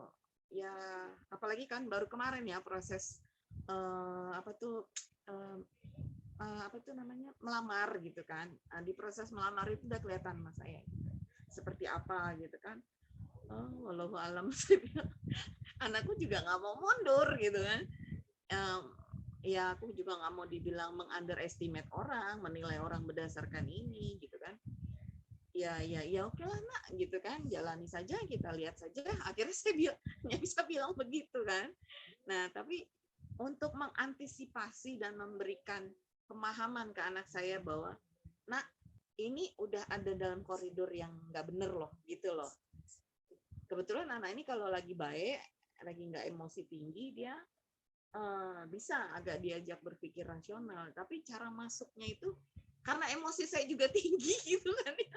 Jadi masuknya juga ya ibu bayangin lah seperti apa. Ibu dan anak perempuan itu memang kadang-kadang sparring partner gitu. Ya itu aja Mbak, mohon pencerahannya sedikit lah buat aku jadi curhat ya. Mohon maaf, terima kasih Nggak banyak. apa-apa Mbak. Jadi apa namanya, menarik sekali Mbak Retno, ini saya juga pengennya pertanyaan-pertanyaannya bersifat refleksif begini ya gitu ya. Jadi gini Mbak, kalau untuk jadi gini, apa yang menjadi persepsi dari anaknya Mbak berarti yang perempuan kan ya? Yang perempuan ya. Nah, itu pandangan terhadap keluarga, terhadap istri, terhadap maksudnya gini, pandangannya itu harus dibongkar dulu deh Mbak. Jadi memang komunikasi ini menjadi titik tolaknya Mbak Retno, karena pada akhirnya akan terjadi pertarungan wacana kan Mbak di situ. Betul. Karena nggak bisa radikal Mbak. Pertama nggak bisa radikal. Jadi itu harus halus, harus dibongkar satu-satu persepsinya seperti apa, pandangan dia terhadap suaminya, terhadap dirinya gitu kan. Karena ketika seseorang menjadikan cinta itu akhirnya sebagai pengabdian gitu kan kepada orang yang dicintai Mbak, itu memang akhirnya emosinya itu kan seperti diembargo gitu ya. Jadi rasionalitasnya itu kayak mau masuk ini kok susah gitu. Makanya saya tuh kesel banget dengan istilah bucin-bucin tuh yang ada di Instagram. Oh nggak gitu konsepnya.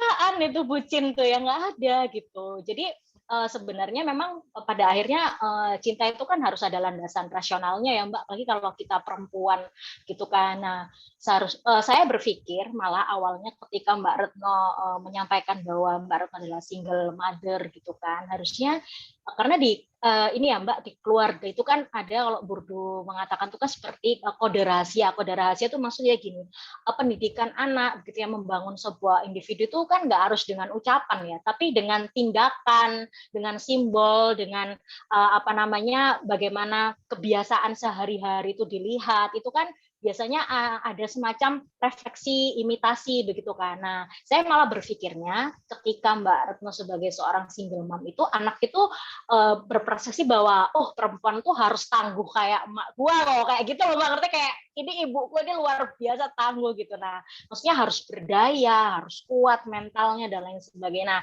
saya malah berpikirnya itu awalnya begitu. Tapi ketika Mbak menyampaikan permasalahan yang tadi begitu kan, ini berarti kan ada cinta itu benar-benar ini ya Mbak, melupakan gambaran-gambaran yang sudah terlihat di masa lalu. Nah, ini Mbak memang harus ada ini ya, komunikasi dua arah.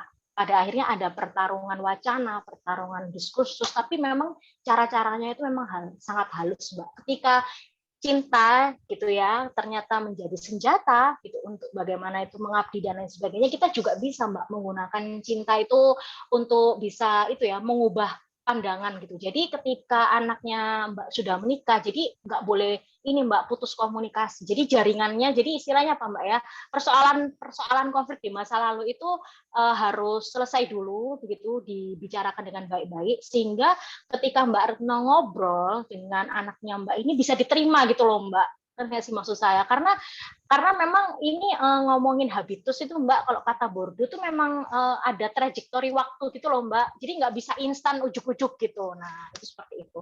Nah, biasanya Mbak, yang cara paling instan adalah ketika mereka ada masalah.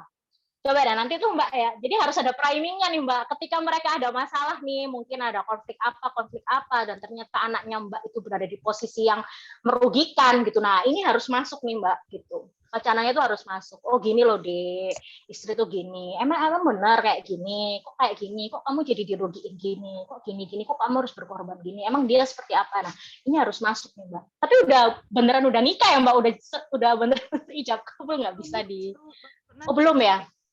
Oh ya itu Mbak, itu masih bisa tuh coba digali-gali itu Mbak. Jadi pada intinya sih kuncinya adalah harus ada komunikasi dua arah, dialektis, ada pertarungan wacana gitu kan. Nah, ketika komunikasinya harus intens seperti ini, Mbak Retno memang akhirnya harus ini menyelesaikan dulu ya itu tadi Mbak, masalah-masalah di masa lalu sehingga bisa masuk gitu Mbak maksudnya. Karena kan ini kalau misalkan diputus komunikasi dan persiapan mereka pernikahan mereka, nah itu kan berarti diputus komunikasi itu kan sesuatu yang ini ya Mbak, fatal ya, karena kan akhirnya istilahnya insight baru, pengetahuan apa gitu kan, nah itu kan akhirnya nggak bisa masuk kan karena diputusnya komunikasi ini. Nah kalau menurut saya dibuka dulu Mbak saluran komunikasinya gitu. Itu sih Mbak, emang aduh namanya habitus tuh harus sabar.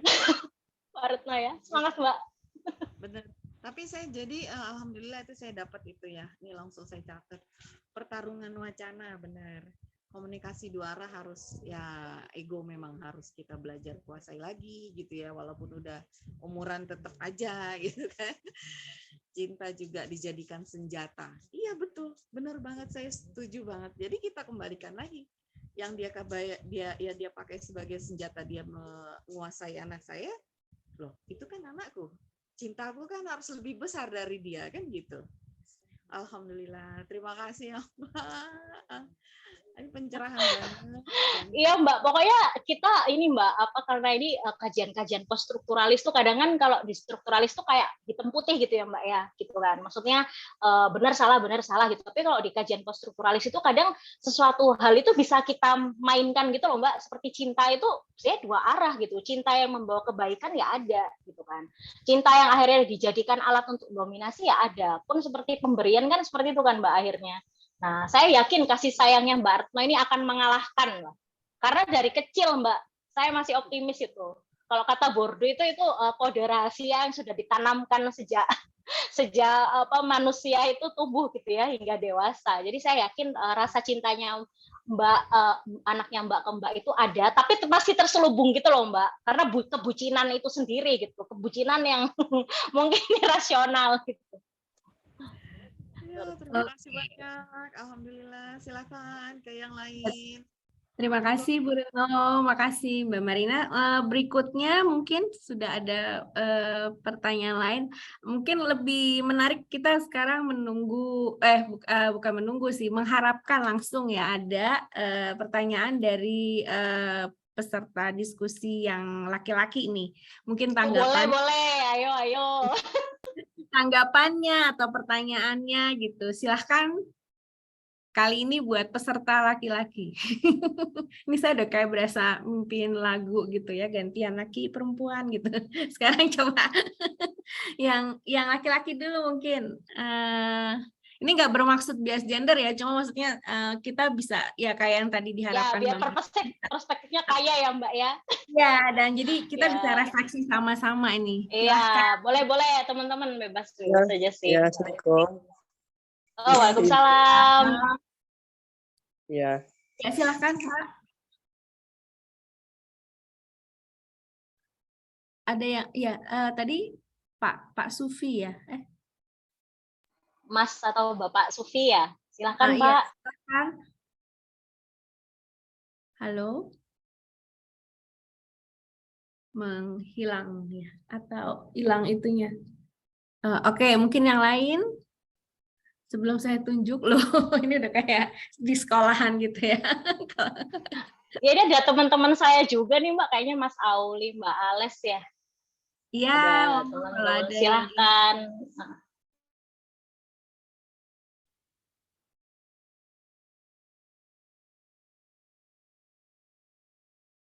Iya, nunjuk aja kali ya. Saya sebenarnya juga pengen nanya, tapi kalau saya yang tanya kayaknya masih suara perempuan soalnya. Saya pengen suara laki-laki nih. Mungkin kalau mau minta kesediaan Mas Hendar deh, barangkali memberikan tanggapan reflektif mungkin ya Mas ya. Karena memang ini kan persoalannya tuh benar-benar nyata gitu tanpa mengurangi usaha Mbak Marina ya, nggak harus diangkat ke tatanan filosofis pun sebenarnya tuh kelihatan gitu. sehari-hari gitu. Jadi ini diangkat ke sini ini banget apa namanya? Jadi bagus banget kita bisa melihat secara jelas gitu masalahnya. Oh, ini udah ada pertanyaan dari Mas Yohanes Fakundus. Mungkin mau sampaikan langsung, silakan Mas. Boleh buka ini? Silakan Pak Yohanes Fakundus ya, biar bisa saling mengenal Pak. Iya. Atau Mas ya. Mau disampaikan langsung? Oh, oke, baik. Ya, ini sudah tertulis di sini, Sinyalnya. Mbak Marina. Iya, baik, terima kasih. Enggak masalah, Mas Yohanes. Iya, silakan Mbak Marina. Apakah komunikasi terbaik untuk menghindari kekerasan simbolik dalam rumah tangga? Ukuran rasa pengertian, saling mengisi, saling mendukung dalam berbagai kendala di dalam rumah tangga itu menurut Boldu ada nggak ininya? Ini arahannya gimana? Gitu. Terima kasih. Iya Mbak. Karena kalau dari perspektif Bordeaux itu memang keluarga itu menjadi satu ini ya Mbak ya, subsistem gitu kan, atau suatu substruktur yang kuat gitu. Karena di situ ada ikatan keturunan gitu ya, darah daging, ikatan waris, bahkan seperti itu kan. Dan itu berlanjut gitu kan keturunan. Jadi secara sistematis itu hierarkinya itu ada, bahkan sebelum kita masuk ke sekolah, ke lingkup pekerjaan begitu kan, kita tuh kan tumbuh hidup dibesarkan, nah itu kan di lingkup keluarga ya. Jadi sangat relevan sekali nih pertanyaannya Pak Yohanes sih, terima kasih Pak. Nah, jadi bagaimana gitu ya komunikasi terbaik untuk menghindari kekerasan simbolik dalam berumah tangga. Nah, sebelum menjawab pertanyaan ini sebenarnya kayaknya saya ini ya flashback sebentar. Jadi kekerasan simbolik itu bisa nggak sih kita benar-benar lepas gitu dari kekerasan simbolik itu kan pertanyaannya gitu. Apakah bisa ya kita sebagai manusia yang naturalnya dalam kehidupan sehari-hari kita tuh saling memberi gitu kan, saling menerima, saling berinteraksi gitu kan. Nah, apakah bisa gitu terlepas dari kekerasan simbolik? Yang pertama bisa begitu ya ketika ada kesadaran tentang kesetaraan begitu ya, kesetaraan sebagai manusia, kesetaraan sebagai suami dan istri seperti itu. Nah, itu bisa Pak Yohanes gitu kan. Ketika dua individu dalam suatu rumah ini, karena ini Pak Yohanes berbicara suami istri ya, jadi saya ngomongnya suami istri.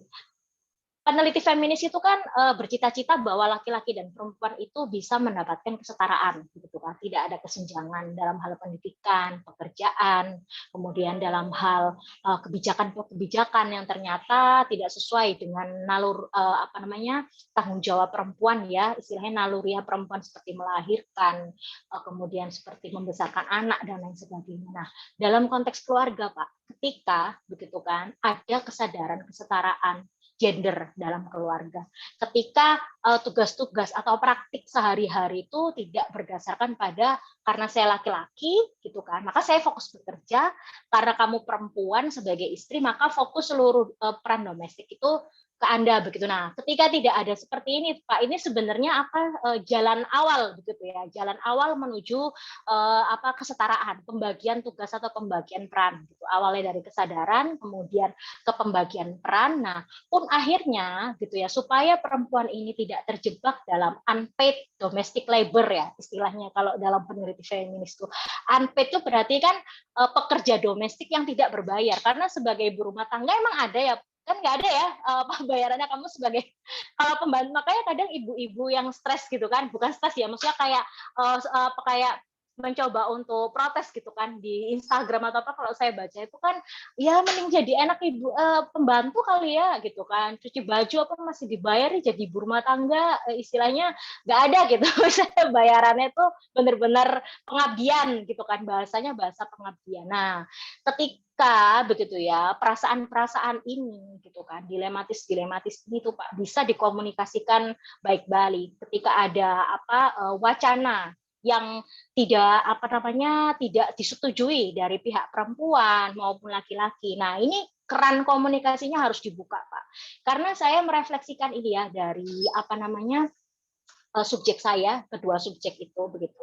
Saya melihat meskipun si perempuan ini terkena kekerasan simbolik, tapi saya juga melihat upaya-upaya mereka untuk saling bertukar bertukar ide gitu. Jadi pasti ada tensi di sana, ada konflik, ada ketidaksetujuan pendapat gitu. Tapi juga ada jalan tengah yang diambil gitu. Jadi saya contohkan antara subjek A. Ketika suaminya ini suka banget sama ikan cupang, udah suka banget sampai budidaya ikan cupang, mengawin silangkan ikan cupang. Di sisi lain istrinya ini udah kuliah S2, ada beban kerja gitu ya, beban anak, kemudian harus ngurusin masak, cuci baju, kemudian ngurusin ekonomi keluarga. Nah, di sini nih tensinya besar sekali seperti itu. Konfliknya sangat berkepanjangan selama pandemi itu. Mereka mengakuin gitu ya. Nah, pada akhirnya gitu kan, si istri ini tidak bungkam. Nah, itu. Jadi ketika ada pembungkaman, nah itu saluran itu untuk masuknya kekerasan simbolik. Jadi harus ngomong gitu, harus tersampaikan apa yang menjadi unek-unek tidak setuju itu harus tersampaikan dua belah pihak gitu. Karena apa? Karena di sini ada ketika dua-duanya itu berbicara pada perspektif masing-masing, akhirnya ada jalan tengah gitu ya. Karena subjek A ini akhirnya ngomong ke suaminya, saya berat kalau harus seperti ini gitu. Bisa nggak kamu ngurangin hobi kamu kayak gitu kan? Akhirnya bisa ikut ngasuh anak, bisa ikut gimana caranya nih keluarga kita gitu kan. Karena aku berat nih. Nah, akhirnya dari situ dia cerita tentang atasan yang maskulin, tentang tugas kuliahnya dan lain sebagainya. Nah, ketika komunikasi ini terjadi begitu ya, terbuka satu sama lain. Nah, di sini Pak setidaknya meminimalisir adanya kekerasan simbolik. Karena kekerasan simbolik itu terjadi tidak hanya adanya dominasi, tapi ada pembungkaman. Nah, pembungkaman ini faktornya bisa dua, dari subjek kelompok dominan yang menyuruh gitu ya, subjek yang tertindas itu untuk bungkam gitu. Aku yang penting ketika aku ngomong A kamu harus A, ketika aku ngomong B kamu harus B. Nah, ketika seperti ini sudah putus komunikasi, sudah nggak ada dialektika. Nah, gitu. Tapi ketika ternyata masih ada ruang dialektika, maka subjek yang tertindas ini bisa berbicara, bisa menyampaikan gagasannya. Gitu. Saya nggak kuat kalau harus multiperan seperti ini. Kamu harus kontribusi gitu. Kurangin dong main gamenya, kurangin dong ngurusin ikan cupangnya. Nah, seperti itu. Soalnya gini Pak, subjek A saya itu sampai dia sakit demam berdarah pun Pak, itu tuh sampai masih ngurusin proposal pekerjaannya, karena dia peneliti ya, ngurusin proposal penelitian, masih cari sama dosen pembimbing tesisnya tuh sampai seperti itu gitu. Nah, akhirnya si suami ini awalnya nggak peka sama sekali kayak gitu. Udah istilahnya kayak ya udah itu pilihanmu gitu kan. Itu udah pilihanmu mau kuliah, mau kerja itu kan pilihanmu. Nah, awalnya si suami ini cuek-cuek aja padahal si istri ini sudah sampai DBD, dia sampai kena mah akut, sampai dibawa ke dokter beberapa kali itu sampai nggak bisa sembuh karena depresi gitu kan. Nah, si suami ini awalnya udah kayak acuh gitu Pak, nggak ada kepekaan. Tapi begitu si istri ngomong gitu kan, nangis-nangis gitu kan, mereka bertengkar hebat, konflik dan lain sebagainya. Nah, akhirnya saluran itu terpecahkan. Nah, itu yang pertama. Kalau untuk subjek B saya itu berat juga, itu karena gini, si istri itu sampai punya strategi gimana caranya saya keluar gitu ya dari arena keluarga mertua ini, dan suami saya juga keluar gitu. Karena kalau suami saya masih tergantung begitu ya secara pekerjaan, secara finansial kepada orang tuanya, maka saya nggak akan bisa hidup rumah tangga mandiri. Nah, jadi kelompok-kelompok dominan yang mengendalikan rumah tangga itu juga harus terpeta gitu. Kalau kita memang nggak bisa menyaingi atau mengalahkan, ya kita keluar dari arena seperti itu. Nah, jadi kadang bertengkar dalam rumah tangga itu kan ini ya, faktornya itu banyak, suami atau istri atau anak gitu kan, atau ternyata ada pihak-pihak luar nih yang ikut memberikan tekanan-tekanan gitu kan Pak. Nah, itu seperti itu. Tapi yang saya pelajari dari dua subjek itu, akhirnya si suami itu mau untuk ikut istrinya ke Bandung kayak gitu, karena istrinya tuh kebetulan keterima ASN di sana, dan suaminya setelah selesai S2 sudah dibiayai kan sama istrinya, nah ikut ke Bandung cari kerja di Bandung, jadi keluar arena. Nah, itu seperti Mbak ini ya, Mbak tadi kan juga bilang ya, akhirnya keluar gitu kan dari arena keluarga kan, Mbak Beo juga ya tadi kan keluar dari arena yang memberikan kerugian gitu. Akhirnya kalau nggak bisa dilawan nih kayaknya nih strukturnya, kalau udah keluar arena aja gitu. Gitu sih Pak, mungkin semoga ada gambaran dari pemaparan saya gitu. Makasih Pak Yan. Terima kasih jawabannya Mbak Marina. Semoga sudah menjawab ya Pak Yohanes Fakundus. Ya, kita lanjut. Mungkin ada pertanyaan lainnya dari peserta lain. Nih saya ngelihat ada Unirika nih. Unirika juga lagi kuliah.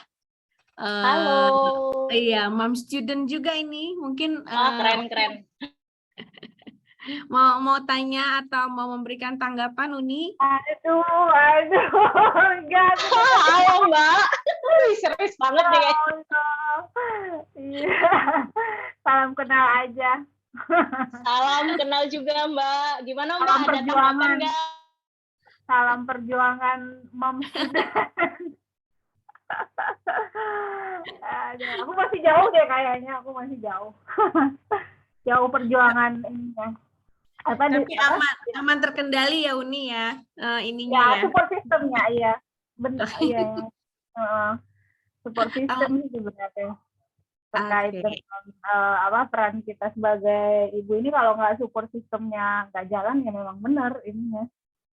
Gitu. Aku dengerin aja Saya suka deh itu kata-katanya Mbak Rika. Aduh, support system ya Mbak. Cerita dikit dong Mbak sekarang emang support systemnya Mbak gimana nih sekarang sampai bisa Mbak bikin bahagia gitu kayaknya tuh waktu ngomong support system kayaknya bekerja banget.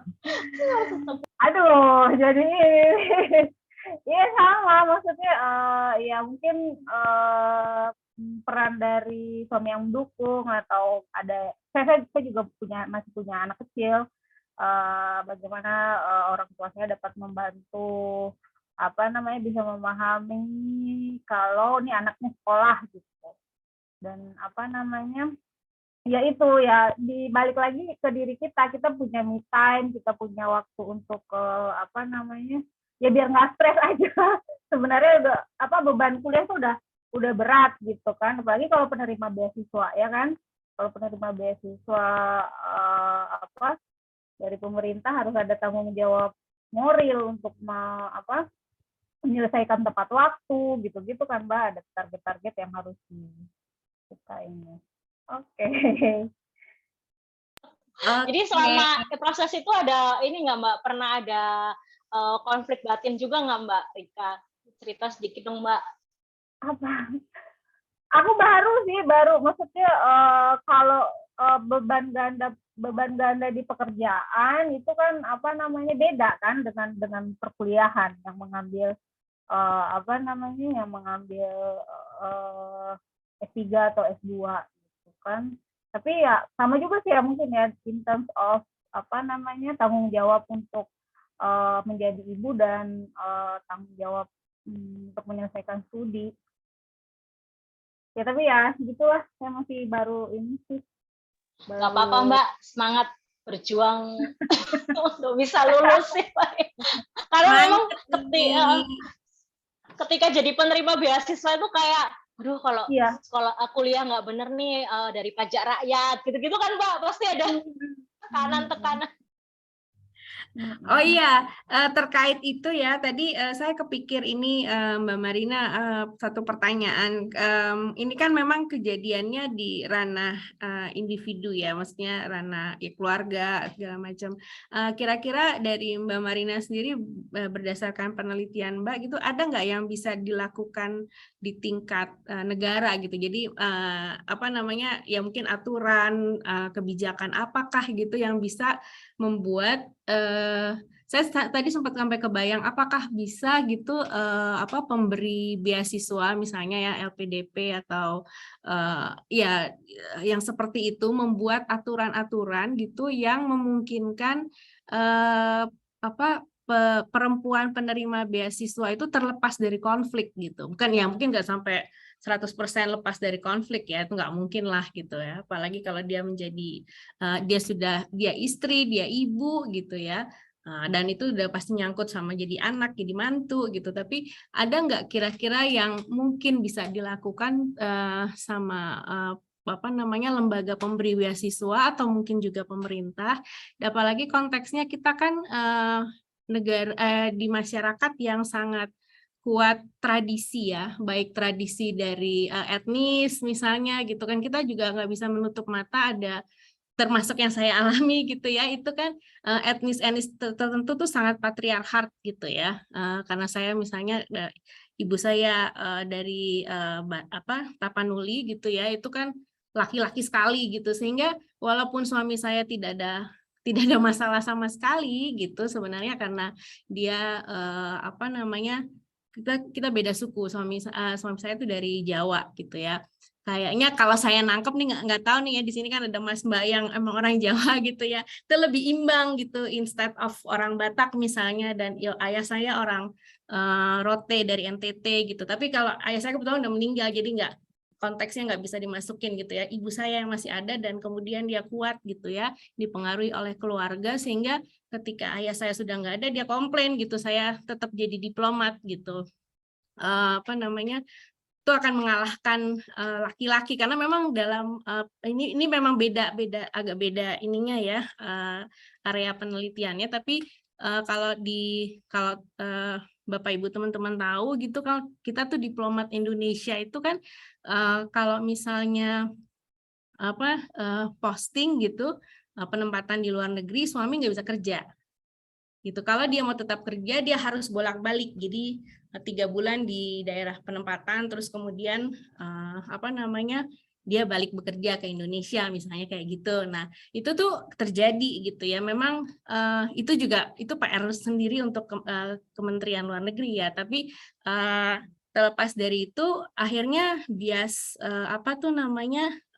tradisi gitu ya, terutama misalnya kalau saya kan karena datang dari keluarga yang patriarkat, itu jadi makin kuat gitu tekanannya gitu. Nah, itu ini kan memang yang sudah ada hidup di dalam masyarakat, tapi apakah pemerintah misalnya gitu atau lembaga pemberi beasiswa bisa melakukan itu gitu untuk menolong awardee gitu ya, menerima beasiswa itu bisa mengatasi konflik-konflik yang udah potentially ada gitu ya, akan mereka hadapi gitu. Mbak kira-kira punya masukan untuk itu, Mbak? Makasih.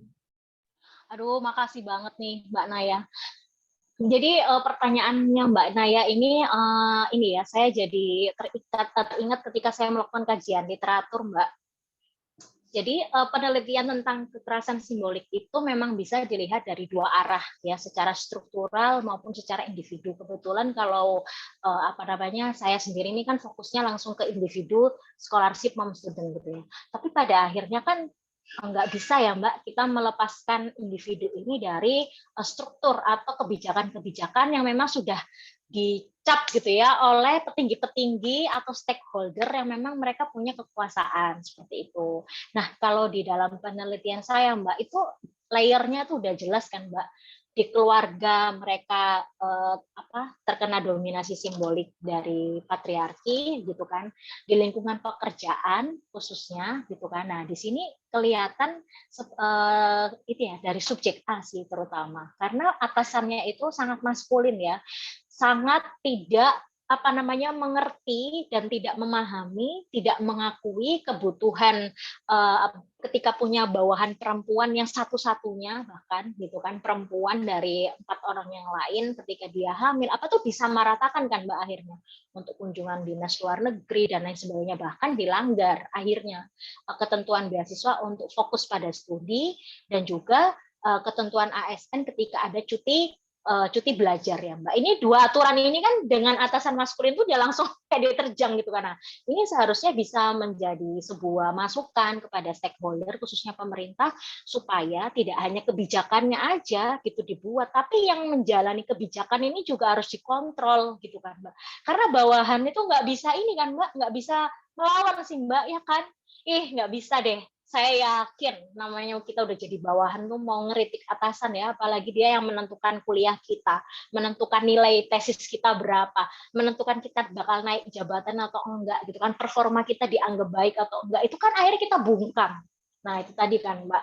Misalkan kita menolak pun itu dalam taraf apa ketika udah masuk kerja lagi, masa bisa kita menolak? Kan pada akhirnya nggak bisa kan Mbak. Nah di sini nih Mbak, akhirnya mungkin saya setuju dengan pendapat Mbak Naya begitu ya. Kadang policy kita itu udah ini ya berpotensi untuk terjadi ini ya bias gender, terjadi konflik kepentingan di sana seperti itu. Nah terlebih lagi yang menjalankan policy ini nih gitu, orang yang punya kekuasaan ini nih ternyata karena dia juga sudah tertanam mungkin ya dalam keluarganya tentang patriarki, kemudian tentang produktivitas kerja itu loh Mbak, KPI. Nah, dorongan-dorongan itu tuh loh, ketika sudah masuk ke arena perempuan itu sudah nggak ada toleransi, udah disamain tuh laki-laki dengan perempuan gitu. Kebutuhan perempuan akhirnya nggak dijadikan nggak dijadikan pertimbangan-pertimbangan gitu kan, seperti ketika mereka hamil, ketika melahirkan. Mbak bayangin subjek A saya tuh Mbak, ketika dia habis lahiran, bayangin ya, di lahiran Mbak, di grup WA-nya tuh,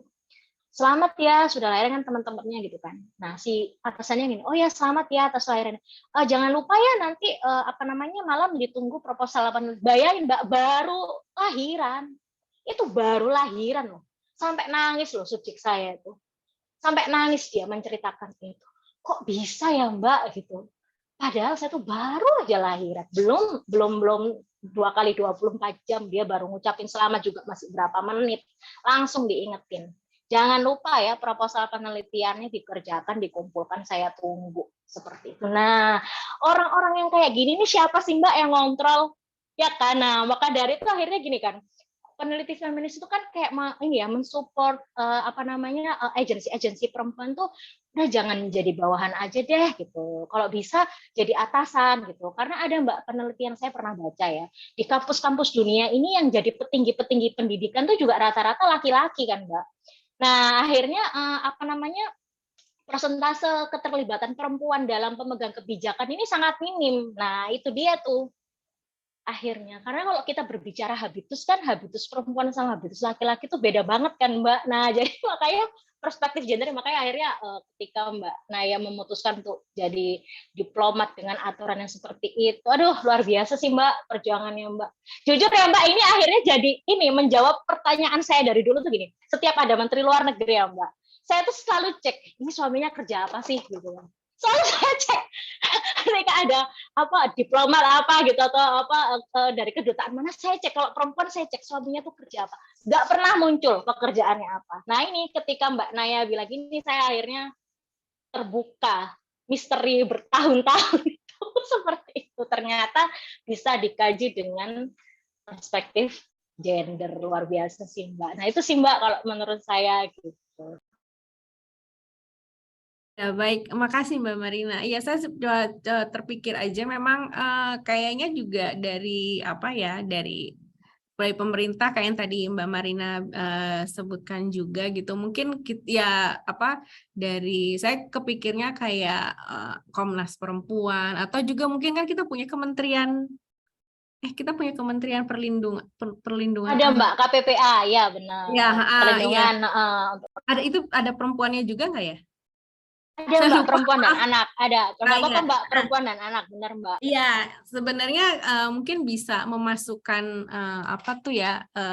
usulan gitu ya kepada ya di pemerintah sendiri, maupun misalnya juga lembaga-lembaga pemberi beasiswa gitu ya, peka terhadap hal ini dan menambahkan itu misalnya sebagai kualifikasi. Tadi saya sempat kepikiran gitu ya, bahwa nanti kalau dia sudah si penerima sudah mulai menjalankan kuliah, maka bla bla bla gitu. Saya sempat kepikir begitu gitu, supaya perlindungan terhadap tantangan menjalankan peran multi peran itu bisa teratasi gitu, yang kadang jadi menghambat juga, karena kan kalau misalnya kita bicara dari perspektif pemberi beasiswa, dia juga akan rugi kan kalau misalnya sekolahnya nggak lancar gitu, mesti harus diperpanjang atau apa. Nah, itu juga bikin track rekornya beasiswa tersebut juga akan kurang kalau misalnya sampai akhir masa kuliah belum selesai gitu, sehingga dia harus selesaiin sendiri dengan biaya sendiri misalnya gitu ya. Itu soalnya kejadian juga saya kebetulan dulu sempat dapat beasiswa Australian Awards ya sekarang namanya, dulu namanya AusAid. Nah itu apa namanya, track itu dijaga banget gitu, jangan sampai dia keganggu, makanya dibantu sekali difasilitasi gitu. Kalau ada keluarga ya dibawa gitu ya, suami boleh bekerja, ya pokoknya spouse-nya entah suaminya atau istrinya boleh kerja gitu di Australia gitu.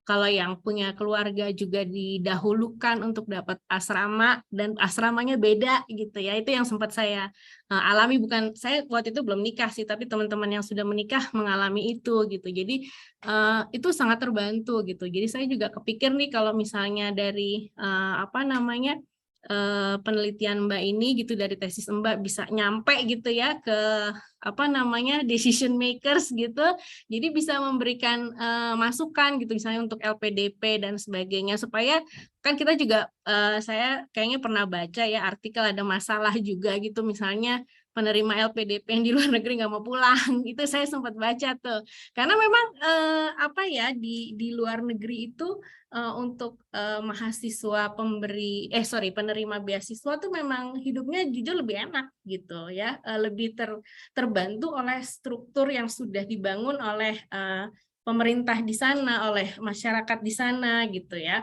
Memang udah lebih nggak bias gender gitu. Nah itu sebenarnya yang bisa menjadi koreksi juga gitu buat negara kita, supaya kalau memang kita mau bicara perluasan kesempatan pendidikan gitu setinggi-tingginya buat semua masyarakat, nggak pandang bulu laki atau perempuan, ya itu memang harus harus diciptakan gitu kan. Kita juga sering mendengar katanya kalau peneliti-peneliti di Indonesia lebih nggak enak gitu ya dibanding peneliti di luar negeri, ya kayak gitu karena memang kondisinya belum berubah gitu ya. Terima kasih Mbak Marina udah bikin sesuatu yang seperti ini, mudah-mudahan bisa nyampe jangan lupa diterbitin Mbak ya, jadi supaya bisa gaungnya lebih luas, dimasukin ke artikel Kompas misalnya atau apa gitu ya, yang jangkauannya lebih luas, sehingga makin banyak wacana kayak yang tadi Mbak Marina bilang kan, ini perlu istilahnya perang wacana gitu ya, untuk mengubah gitu. Oh ya, sama tadi saya kepikirnya juga negara kita itu kan lumayan agamis ya. Ini bukan cenderung ke agama tertentu, karena sebenarnya walaupun saya Kristen, saya juga ada gitu loh wacana yang memang lebih mendahulukan laki-laki daripada perempuan, karena laki-laki adalah kepala keluarga gitu ya. Perempuan harus tunduk, ada ayat-ayat yang diinterpretasi. Nah, ini kalau kayak gini kan berarti memang perempuan mesti nomor 2 gitu, karena kepala keluarga kata Tuhan kan laki gitu ya. Yang kayak gitu-gitu tuh ada gitu. Itu saya pikir nggak cuma di Islam, tapi mungkin juga ya paling nggak di agama saya sendiri ada gitu, ayat yang diinterpretasi seperti itu. Nah itu juga tantangan buat kita nih, kalau misalnya Indonesia mau lebih merata kesempatan pendidikannya lebih besar gitu ya untuk semua, supaya juga jadi lebih baik Indonesia, yang memang ini harus diubah gitu ya, wacana-wacana sedemikian gitu. Itu sih yang saya pikir. Oh, setuju banget Mbak.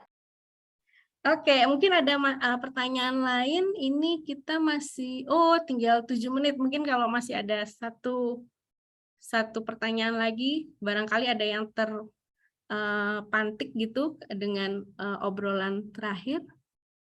Adakah, Mas, Mbak, Bapak, Ibu? Atau sudah menikmati dan masuk dalam refleksi masing-masing ini ya?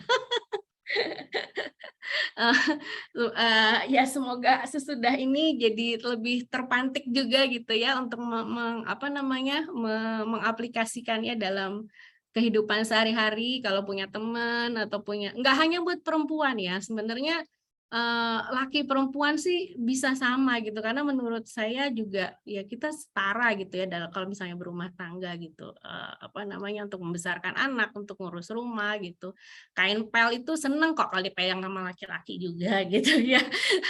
Cucian juga senang kalau dicuci gitu, sama aja gitu ya. Dan dalam membina anak, dalam membesarkan anak juga, kalau percayalah anak itu akan lebih bagus hasilnya gitu ya, bukan dari segi prestasi tapi juga dari pribadinya tuh, kalau dia dibesarkan dengan peran yang sama besar dari ayah ibunya gitu.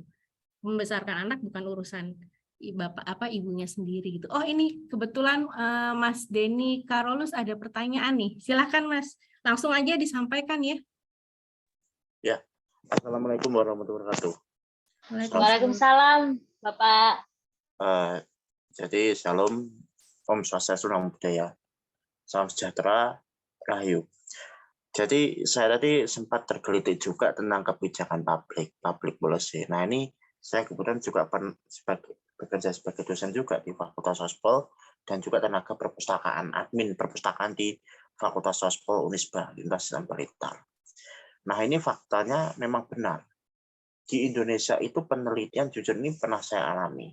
Tidak cuma soal gender, Mbak. Kadang-kadang soal sifat. Ini harus kita akui. Mengapa? Orang Indonesia yang menjadi seorang aktivis sosial, aktivis pergerakan, bahkan yang pernah bekerja sebagai kontraktor, termasuk saya di dosen dan tenaga admin atau perpustakaan maupun staf perpustakaan, itu kenapa kok paling banyak jurnal penelitian politik itu tentang hal-hal yang sifatnya teknis, hal-hal yang sifatnya kebijakan publik. Kenapa? Karena ketika orang di lapangan, maaf saya sebut proyek ya segala macam, ujung-ujungnya tidak hanya cuma Anda pandai di bidang apa, tapi satu, ini mungkin yang semua sudah tahu, wani piro, berani berapa bayar uangnya. Ini fakta.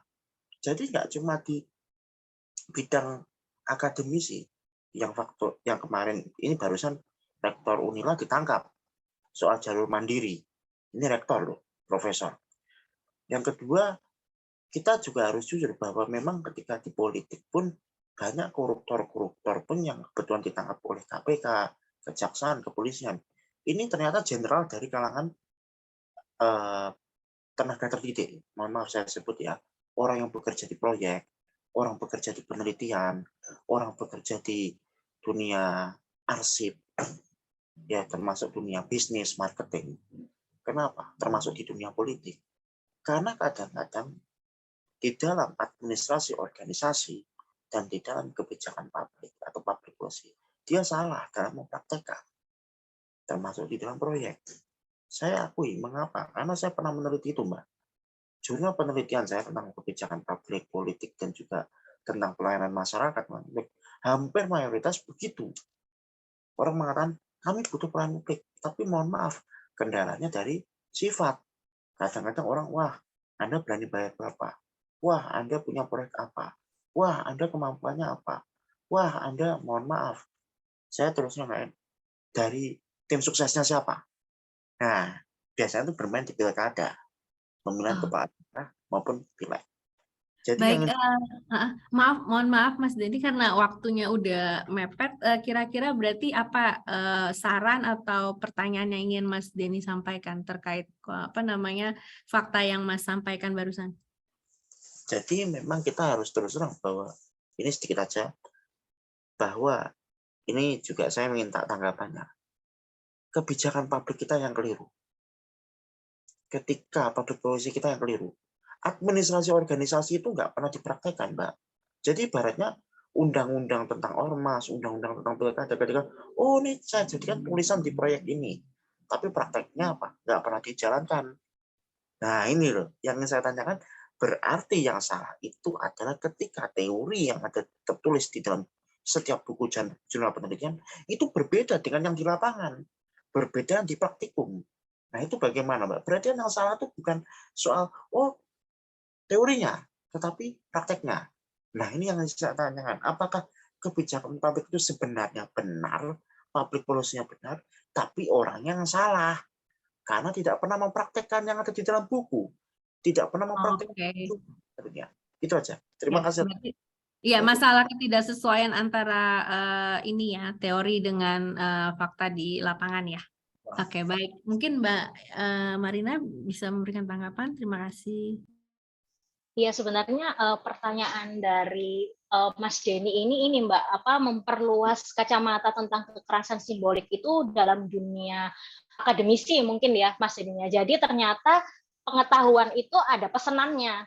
gitu kan. Ternyata ilmu pengetahuan yang diproduksi oleh mungkin akademisi tertentu itu ternyata ketika diaplikasikan itu ya karena pesanan ya tidak ada kenyataannya, tidak ada relevansinya begitu kan. Nah, mungkin di sini saya bukan ahli dalam kebijakan publik ya, Mas Denny. Mungkin Mas Denny yang lebih paham. Cuman dalam perspektif Bourdieu tentang kekerasan simbolik di sini berarti kan pemberian gitu ya. Ketika tadi Mas Denny ngomong pesanan atau istilahnya wanipiro, berarti itu kan itu ada pemberian gitu ya. Pemberian yang memang ada syarat-syarat gitu kan. Ketika ini sesuatu diberikan oleh seseorang dan kebetulan orang itu adalah akademisi, maka ternyata gitu ya ilmu pengetahuan yang dihasilkan itu sesuai pesanan dari kelompok dominan ini begitu kan. Mungkin seperti itu kalau saya meresponnya begitu. Nah, ini kalau tadi Mas Denny bertanya akhirnya ini kebijakannya yang sudah benar atau praktiknya yang keliru atau seperti apa. Nah, kalau menurut saya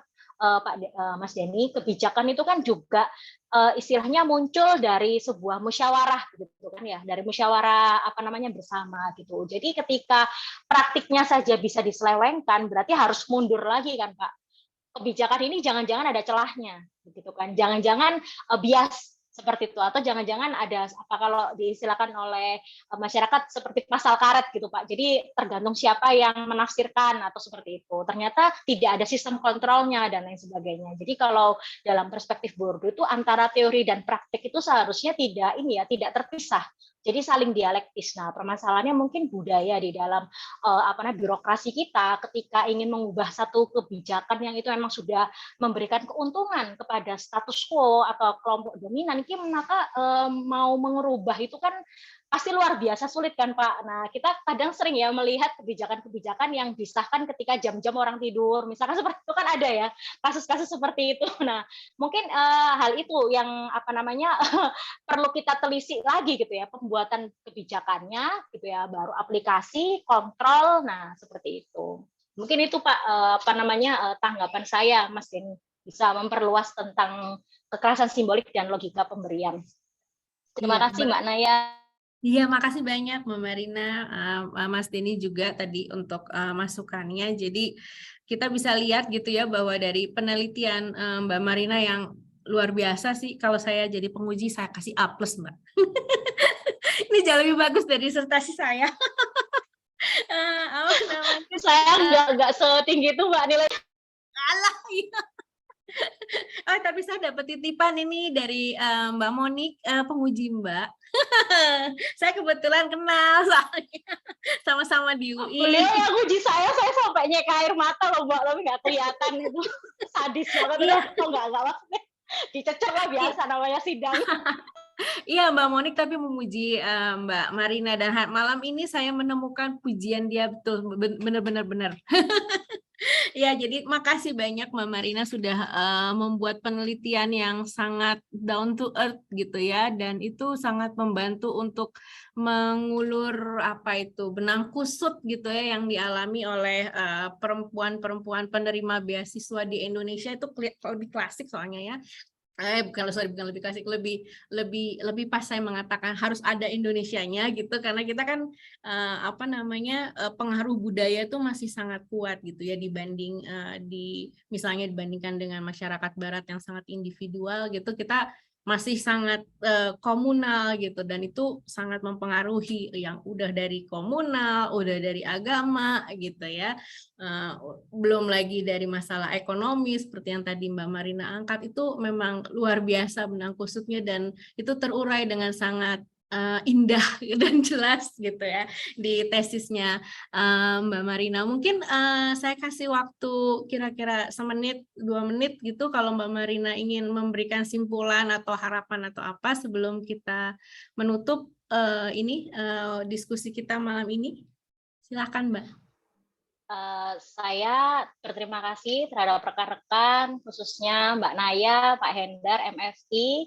Dari kajian ini sebenarnya saya ingin menyampaikan begitu ya suatu gagasan bahwa kekerasan simbolik dalam perspektif komunikasi yang dialamin dialami oleh subjek di sini karena subjek penelitian adalah perempuan, yaitu scholarship mom student, bekerja dalam 3 ranah gitu kan, bahasa, simbol, dan representasi. Hal ini seharusnya menjadi refleksi gitu ya, refleksi kritis, bukan refleksi saja tetapi refleksi kritis terhadap diri kita sebagai individu yang terikat dalam suatu struktur masyarakat, karena kita tidak bisa melepaskan diri dari struktur masyarakat. Kita harus memiliki refleksi kritis begitu ya, adanya pertarungan wacana, adanya dominasi, adanya simbol-simbol dominan, adanya nilai-nilai yang ternyata kita afirmasi gitu ya, khususnya tentang cinta, tentang pengorbanan, tentang rasa bersalah, ya, tentang pengagungan, pengakuan, kemudian rasa hormat,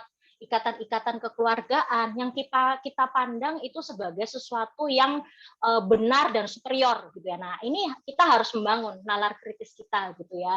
Bisa tidak kita ketika itu ternyata merugikan dan memarginalkan kita gitu. Kita harus ada refleksi kritis gitu. Bagaimana untuk melakukan resistensi. Meskipun resistensi itu tidak harus radikal ya, tetapi resistensi itu bisa halus dengan memperbaiki diri, dengan meningkatkan akumulasi kapital, membaca situasi, melakukan pengaruh, ikut dalam pertarungan wacana. Kemudian jika memang kita sudah notok dan tidak mau terjebak, maka kita harus berpindah arena begitu kan. Nah, maka dari itu mungkin kekerasan simbolik ini akan lebih sempurna ketika teman-teman mungkin ingin melihat dari kacamata struktur begitu kan. Nah, sebagai penelitian lanjutan. Semangat, semoga ini menjadi refleksi diri saya juga untuk bisa benar tidak bisa ya sepertinya terbebas benar-benar dari kekerasan simbolik, tapi minimal kita bisa meminimalisir begitu ya hal-hal yang menindas diri kita, mendominasi diri kita. Nah, itu kita bisa peka, kita bisa sadar, dan kita bisa melakukan perubahan-perubahan yang kecil-kecil begitu ya, tapi nanti lambat laun akan menjadi signifikan. Sukses selalu teman-teman. Iya, terima kasih banyak Mbak Marina, dan saya titip pesan tadi ya, jangan lupa dibikin artikel namanya buat di Kompas kayak atau di mana gitu ya, yang publik yang bisa lebih mencerahkan publik gitu ya.